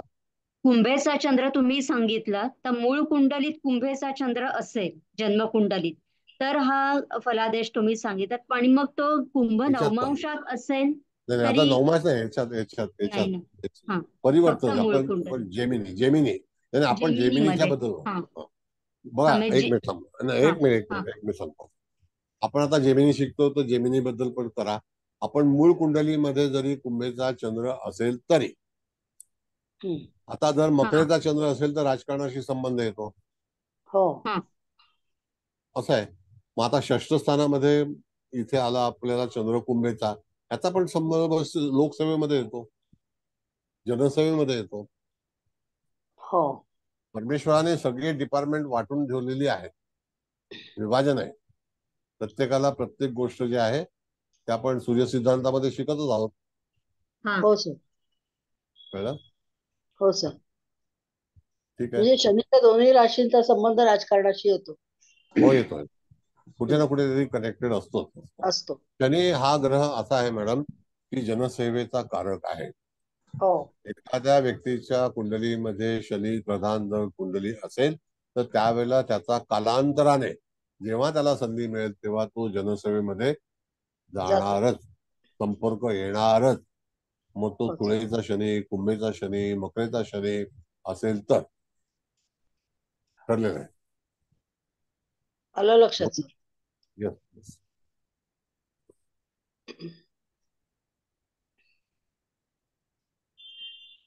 आता सप्तम स्थानात गुरु आहे, आणि तिथे मीन रास आहे.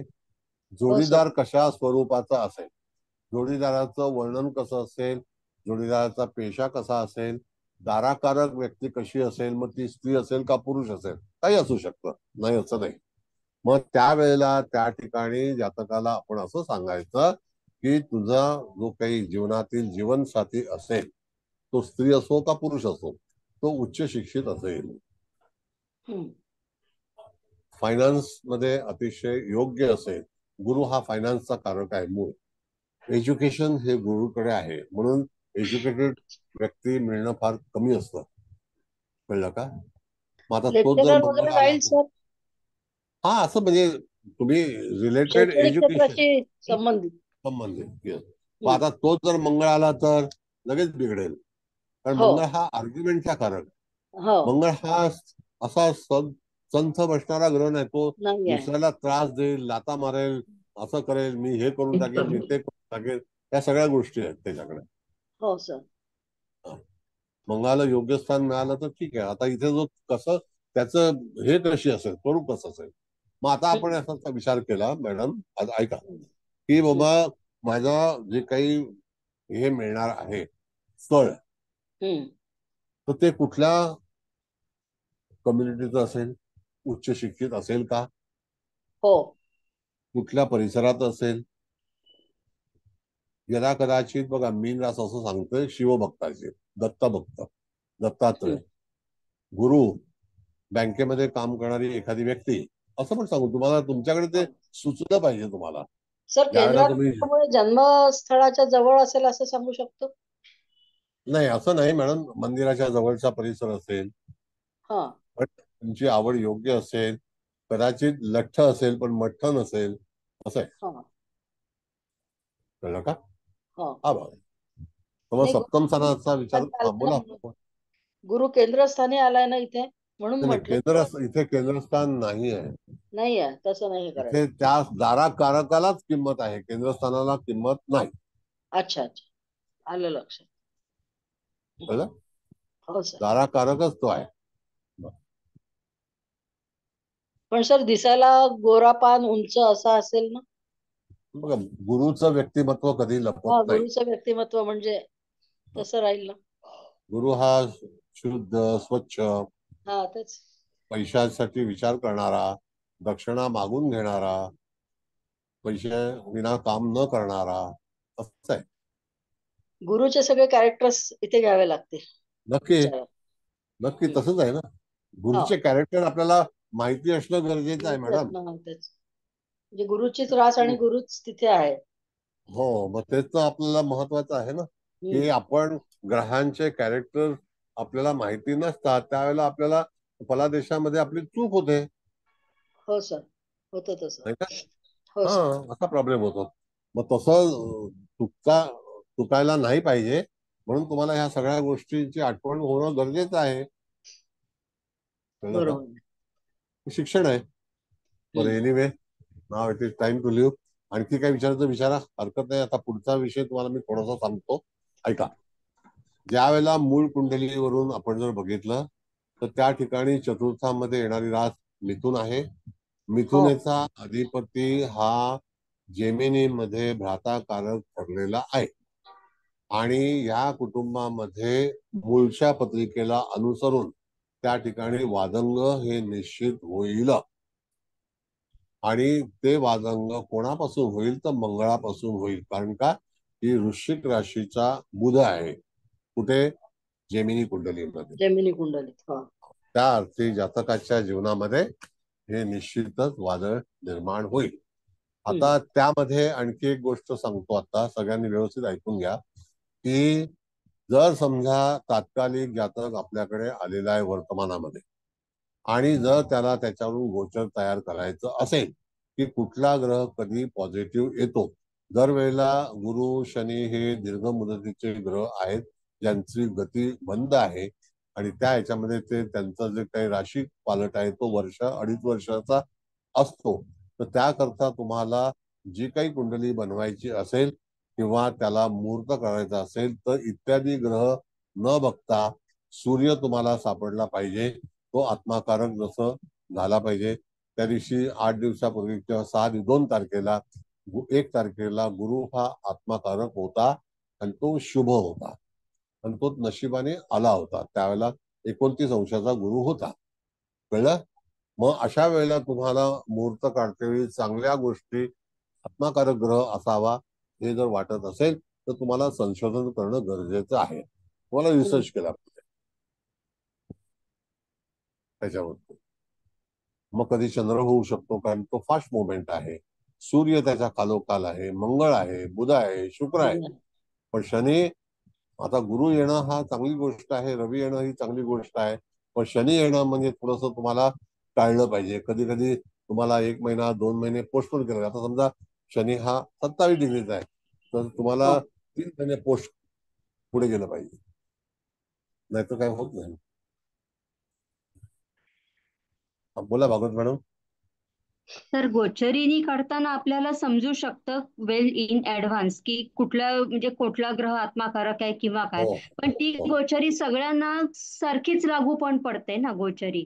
मग सगळ्यांना त्याची फळं कशी काय मिळणार. मूळ कुंडली तर प्रत्येकाची वेगळी असणार ना. आता असं आहे मॅडम, तुमच्याकडे वॉरन बुफे आलाय का, तर त्याची कुंडली पाहिजे. तुमच्याकडे आणखी कोण आलेला आहे का, तर त्यावेळेला झुंझुनवाला. जो येईल तो त्याचे हम्म. काय हे असेल त्याप्रमाणे तुमचं नॉलेज किती आहे ते तुम्ही ओके. त्याला हा, सांगू शकता. पण आलं आता लक्षात. वर्तमान काळ जर चांगला नसेल त्याचा, त्याने हा कितीही आरडाओरड केली तरी हा सुद्धा ते गोष्ट होणार नाही. मूळ कुंडली जर आपल्याला साथ देत नसेल तर तिथे तुम्ही बरोबर. किती हात उंचवा, पाय मारा, लात मारा, काय करा, हम्म. काही काही होणार नाही. मूळ कुंडली अशीच आहे. हो, आलं लक्षात सर. थँक्यू. मूळ कुंडलीमध्ये एखादा ग्रह जर दरिद्रांशामध्ये असेल अकॉर्डिंग टू सर्वतोपद चक्र, तर कधी ना कधीतरी त्याला त्या दरिद्रांशाच्या याच्यातून पास ऑन व्हावं लागेल, जावं लागेल. कळलं? एनिवे, आता आपण पुढे आणखी भरपूर काही शिकायचं आहे. महादशा शिकायच्या आहेत, त्याच्यानंतर तो तक्ता दिलेला आहे तो शिकायचा आहे. बाकी सगळं तुम्हाला कळलेलं आहे मला असं वाटतं.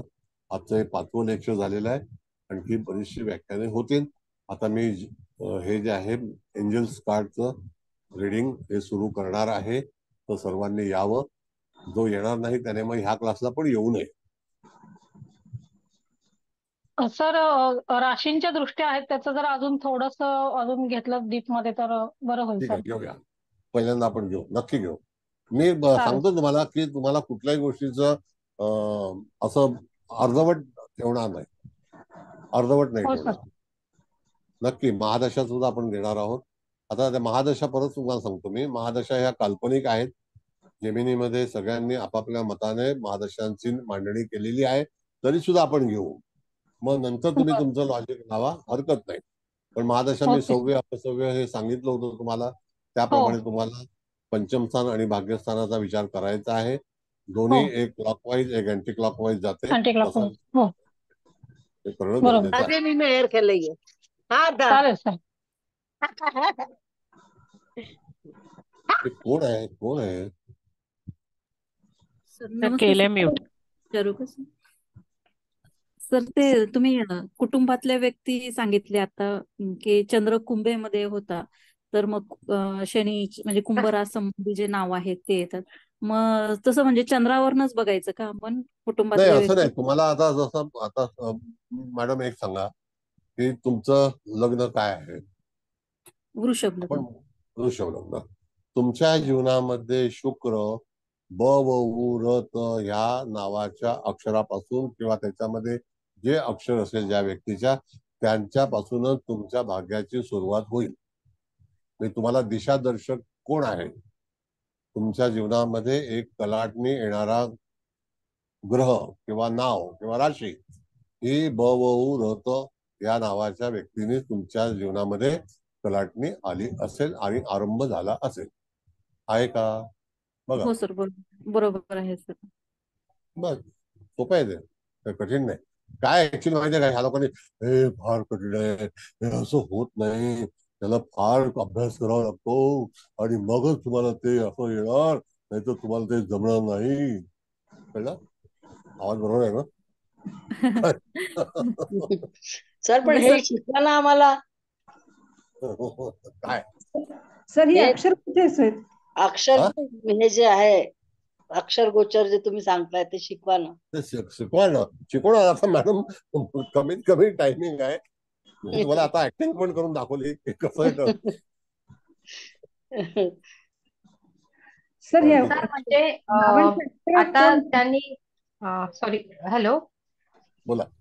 हा आता सर तुम्ही जसं म्हणतात की म्हणजे जे काही अक्षर सांगितले, तर असं आहे का सर, म्हणजे आता वृषभ लग्न आहे तर त्याचे ज्या मित्र ग्रह आहेत त्या राशीचे ते नंतर.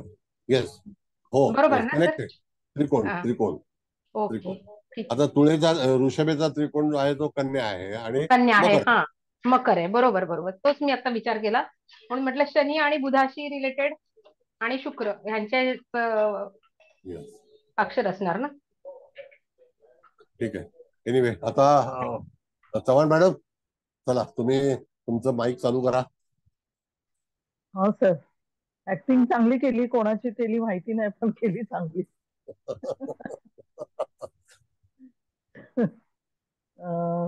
सर छान झाला क्लास.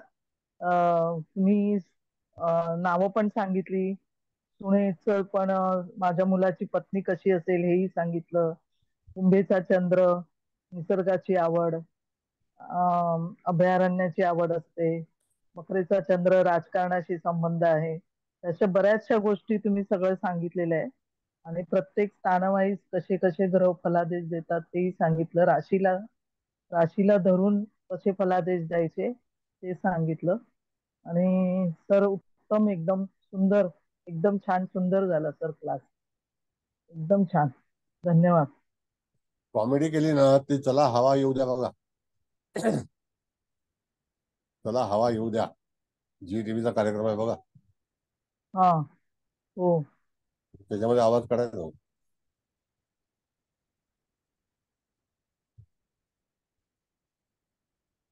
बरं, पुढे निलेश हळदणकर साबळेचा ना, मॅडम. चला हवा येऊ द्या. चला हवा येऊ द्या. हम्म. फार चांगला चालतो हो लोकमान्य हो, पण छान त्याला काम. तर मी प्रत्यक्ष गेले होते तो कार्यक्रम बघायला.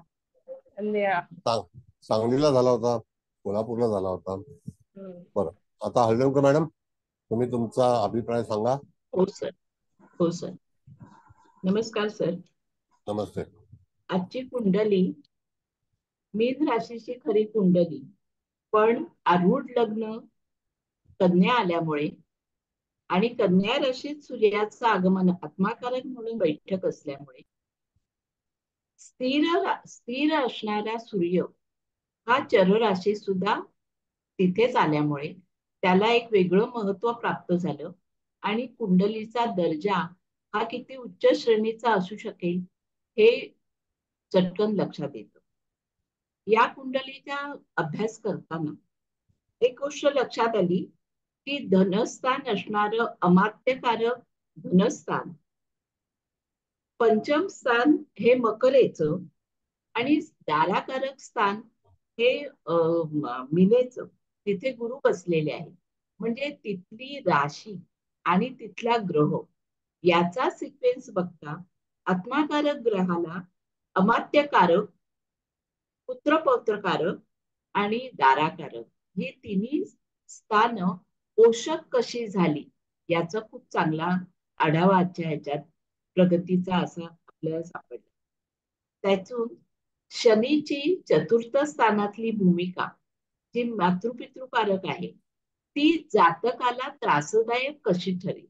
त्रासदायक इन द सेन्स त्याच्या प्रगतीमध्ये खीळ कशी आणेल किंवा त्याला कोणत्या प्रकारचं मातृसुख मिळेल, पण मातृसेवा पण करावी लागेल किंवा तिच्या दृष्टीने काय काळजी घ्यावी लागेल याचं सूचना आपल्याला ह्या पत्रिकेमध्ये मिळते. आणखी एक हिंट तुम्ही अशी चांगली दिली की म्हणजे आपण आतापर्यंत राशी आणि ग्रह असे बघत नव्हतो, पण भ्रातृकारक बुध हा जरी बुध ग्रह तिथे भ्रातृकारक म्हणून चांगला आहे, पण त्याला राशी मात्र मंगळाची प्राप्त झाली आहे.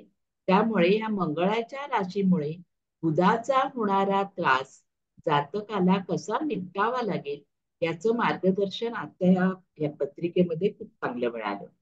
मंगळाची पुत्रपौत्रकारक भूमिका ही मूळ लग्नामध्ये कशी वेगळी दिसत होती, पण त्याची सूक्ष्मांशापेक्षाही जरा वेगळी, हटके आणि अधिक स्पष्ट अशी ह्या जैमिनीमध्ये आपल्याला मिळाली. त्यामुळे पौत्रकारक हा आपल्याला मुलाच्या जन्मानंतर, अपत्याच्या आगमनानंतर धंद्यासाठी, व्यवसायासाठी किंवा नोकरीसाठी किंवा याच्यासाठी कशी फलदायी ठरू शकेल याचं चित्र जे मूळ लग्नामध्ये होत नव्हतं ते आरूढ लग्नामध्ये आणि जैमिनी पद्धतीमध्ये अधिक सूक्ष्मता आणि चांगली स्पष्टता. आणि जैमिनीप्रमाणे षष्ठ स्थानामध्ये कुंभेत चंद्र आल्यामुळे त्याचं राव मॅडम आपला माईक चालू आहे, प्लीज. हा केला मॅडम बंद. तर षष्टामध्ये कुंभेतला चंद्र आल्यामुळे तिथे काय प्रॉब्लेम येऊ शकतील, नातेवाईक किंवा नातेकारक मधल्या लोकांची मानसिकता कशी वेगळी असू शकेल याचं दर्शन झालं. आणि सप्तम स्थानातला गुरु हा आपली गुरुची सगळी फळं दाराकारक मध्ये कशी देईल ती पुन्हा एकदा चांगला त्याच्यावर फोकस आला. त्यामुळे जैमिनी मधलं आरूढ लग्नाचं स्थान आणि मूळ लग्नातल्या अधिक स्पष्टता ह्या खूप चांगल्या सर आज उलगडल्या. खूप चांगल्या पद्धतीने आपलं लेक्चर झालं. आम्हा विद्यार्थ्यांना जैमिनीमध्ये अधिक सूक्ष्मता देण्यामध्ये अधिक जवळ नेता आहात तुम्ही. या सगळ्या मार्गदर्शनाबद्दल मी माझ्या वर्गमैत्रिणींकडून आणि वर्गबंधूंकडून आपले धन्यवाद अदा करतो. नमस्कार सर. नमस्कार. बरं, आता कुबल मॅडम समारोप करायचा तुम्हाला. होय, वेळ आहे का ते सांगा आता. 9:15 झाले जवळजवळ, कारण मॅडमनी तर खूप डिटेल मध्ये छान केलंय, तरी मी थोडक्यात करते आता. सर, सर्वात प्रथम तुम्हाला नमस्कार. चव्हाण मॅडम तुम्हाला पण नमस्कार, आणि हळदणकर मॅडम तुम्ही पण खूप छान अभिप्राय दिला, तुम्हाला पण नमस्कार. तर आता सगळ्यांना अगोदर आपल्या हातात म्हणजे जातक आला, मग त्याची आपण कुंडली काढली की सुरुवातीला आपण त्याची जैमिनी कुंडली कशी मांडायची हे लक्षात आलंच असेल. तर आपला तो लग्नेश कुठं बसलाय बघायचं. मग इथे आपली मीन रास आहे, तर त्याचा अधिपती गुरु दशम स्थानात आहे, म्हणून आपण तिथून असे 10 घरं मोजले. मग आपली जैमिनी कुंडलीत पहिलं म्हणजे कन्या लग्न आलं. मग त्याच्यानंतर ते आत्माकारक ग्रह असं मांडायचं. हे पण सगळ्यांना कळालं असेलच, म्हणजे जास्त डिग्रीचा. मग त्याच्या खालोखाल आणि आत्माकारक जो येईल तो प्रथम स्थानातच मांडायचा, त्याच्याप्रमाणे ते बाकीचे चरकारक मांडून घ्यायचे. तर आता आपल्या ह्याच्यात म्हणजे सूर्यच आला आहे आणि स्थिरकारक पण तोच आहे. त्याच्यामुळे मॅडम म्हणाल्या तुम्ही पण पत्रिकेचा दर्जा उंचावलाच आहे, पण तो कन्येचा सूर्य आहे. तर तुम्ही म्हणालात की त्यामुळे 80% पत्रिकेचा दर्जा उंचावला. इथे जर मेष म्हणजे, कारण तो मेषेत सूर्य उच्चीचा होतो, किंवा सिंह रास असेल ती त्याची म्हणजे स्वतःची रास आहे, किंवा मूळ त्रिकोण रास आहे, तर मग तो 100% अजून चांगलं झालं असतं. तर ह्याला पहिल्या स्थानाचा तर फलादेश चांगला मिळणारच आहे, कारण चरकारक आणि स्थिरकारक म्हणजे सेम आलेत. त्याच्यानंतर दुसऱ्या ह्याच्यात अमात्यकारक शुक्र आहे, पण तो पण तुळेचा आहे, त्यामुळं तो पण फलादेश म्हणजे या जातकाला चांगला मिळेल. तिसऱ्या ह्याच्यात मात्र वृश्चिकेत बुध आला. जरी बुध चांगला असला पण तो वृश्चिकेचा असल्यामुळे तिथे त्याला फलादेशात कमतरता. तर ती कमतरता काय येईल, तर त्याला म्हणजे त्याच्या भावंडांच्या साठी किंवा त्यांची जबाबदारी त्याला स्वीकारावी लागेल. म्हणजे त्याला काय जे काही आंदोलन होतील ते वृश्चिकेचा स्वामी मंगळ म्हणून त्याच्यामुळे पण होतील, असे तुम्ही सांगितलं. मग चतुर्थ स्थानात मातृकारक शनी आला, तर तो काही तिथे म्हणजे योग्य नाहीये. तर त्यामुळे त्याला म्हणजे आईच्यासाठी किंवा चव्हाण मॅडम म्हणाल्या शनी असल्यामुळे आईला हाडांचे आजार असू शकतात, म्हणजे मोस्टली निगेटिव्हच फलादेश मिळेल. हा, आणि मग पंचमातला मंगळ आलाय आणि तो ह्याचा आहे आपला मकरेचा आहे. तिथे त्याला म्हणजे चांगला फलादेश मिळेल. म्हणजे संततीनंतर हा जातक म्हणजे काही नवीन उद्योग पण सुरू करू शकतो, असंही तुम्ही म्हणाला. त्याच्या अगोदर मला हे एक चतुर्थात सगळ्यांना सांगा वाटतं की तुम्ही असं म्हणाले की गोचरीने मात्र चतुर्थात जेव्हा गुरु येईल तेव्हा मात्र जातकाला चांगला फलादेश मिळेल. आणि मग आता हा ज्ञातिकारक चंद्र आलाय, तर तो चंद्र म्हणजे कुंभेचा आहे, त्यामुळं त्या राशीला धरून म्हणजे आपण हे द्यायचे त्याचे फलादेश. आणि मग त्याच्यात तुम्ही एक छान सांगितलं की ह्या लोकांना अभयारण्यात जाऊन येतातच. आणि मग पाटील मॅडमनी त्याला म्हणजे अगदी दुजोरा दिला. त्यांचा मुलगा त्यांनी सांगितलं कुंभेचाच आहे आणि त्याला अशी आवड पण आहे. आणि दाराकारक गुरु आलाय, तर तो पण चांगलाच आहे ना, म्हणजे गुरु असल्यामुळं मग त्याचा म्हणजे जातकाचा काय जोडीदार कसा असेल, मग ते तुम्ही सांगितलं. गुरुच्या अंमलाखाली म्हणजे गुरुच्या कारकत्वाखाली तो फायनान्स मध्ये असेल, तो उच्च शिक्षित असेल, असं सगळं एकंदरीत आजचा क्लास छान झाला. आणि इतकं म्हणजे तुम्ही डिटेल मध्ये सांगता, आणि सगळ्यांना मला असं वाटतं आता जैमिनी कुंडली कशी मांडायची, ते ग्रह कसे मांडायचे, त्याचं राशी आणि ग्रह त्याला धरून फलादेश कसा द्यायचा, चांगलंच येतंय आणि अजूनही तुम्ही पुढे सांगालच तर सर त्यासाठी अगदी सर्वांतर्फे कोटी कोटी धन्यवाद. Huge gratitude, huge gratitude, huge gratitude to you and बरं. आता मेष राशी ही उच्च, मॅडम मी जर थोडं करेक्शन करतो, मेष राशी ही बलाढ्य रास आहे म्हणून तिथे रवी हा पोषक आहे. जमिनीमध्ये उच्च नाही अच्छा, हा पडत. सॉरी, उच्च हे नाहीये, बरोबर. तर 1, 5, 9 या अग्नितत्वाच्या राशी आहेत. या तिन्ही राशी व्हेरी व्हेरी कॅपेबल आहेत. Yes yes yes. त्याकरता म्हणून तिथे तत्व लागू पडतं, म्हणून त्या ठिकाणी तो अशा तऱ्हेचा भाग आहे. Okay, thank you sir. धन्यवाद आणि अजून सगळ्यांना. एकच मिनिट बोलते. मॅडमनी सांगितलंच आहे, पण मॅडमचा उद्यापासून म्हणजे नवीन फलादेशाचा क्लास आहे. मागच्या वेळेस काही नवीन लोक जरी म्हणजे आले असतील आणि एकदम सुरुवातीला नाही, म्हणजे मॅडमला आपण जेव्हा सारखं सारखं फॉलो करतो ना मग त्यांना लक्षात येईल. तर मला अशी विनंती सगळ्यांना करावीशी वाटते की ती 600 रुपये फी म्हणजे काहीच नाही. मॅडम अतिशय सुंदर म्हणजे ते नक्षत्र, त्याच्यानंतर सगळं ते गती, ग्रहांची गती सारखं सारखं म्हणजे विद्यार्थ्यांना तरी कंटाळा येईल, पण मॅडमला नाही, प्रत्येक वेळेस ते गतीचं सांगतात. मग ते ग्रह केव्हा वक्री होईल, केव्हा मार्गी होईल, मग ते होताना सूर्याबरोबर त्याची केव्हा युती होईल, तो स्तंभी कसा होईल, सगळे फलादेश इतके छान सांगतात. तर सगळ्यांनी त्या पण क्लासला, उद्यापासून पहिलंच लेक्चर आहे उद्या, तर सगळ्यांनी यावं ही पण मी नम्र विनंती करते. Thank you sir. Thank you madam. सगळ्यांना नमस्कार. All the best. बरं, ठीक आहे. Good night.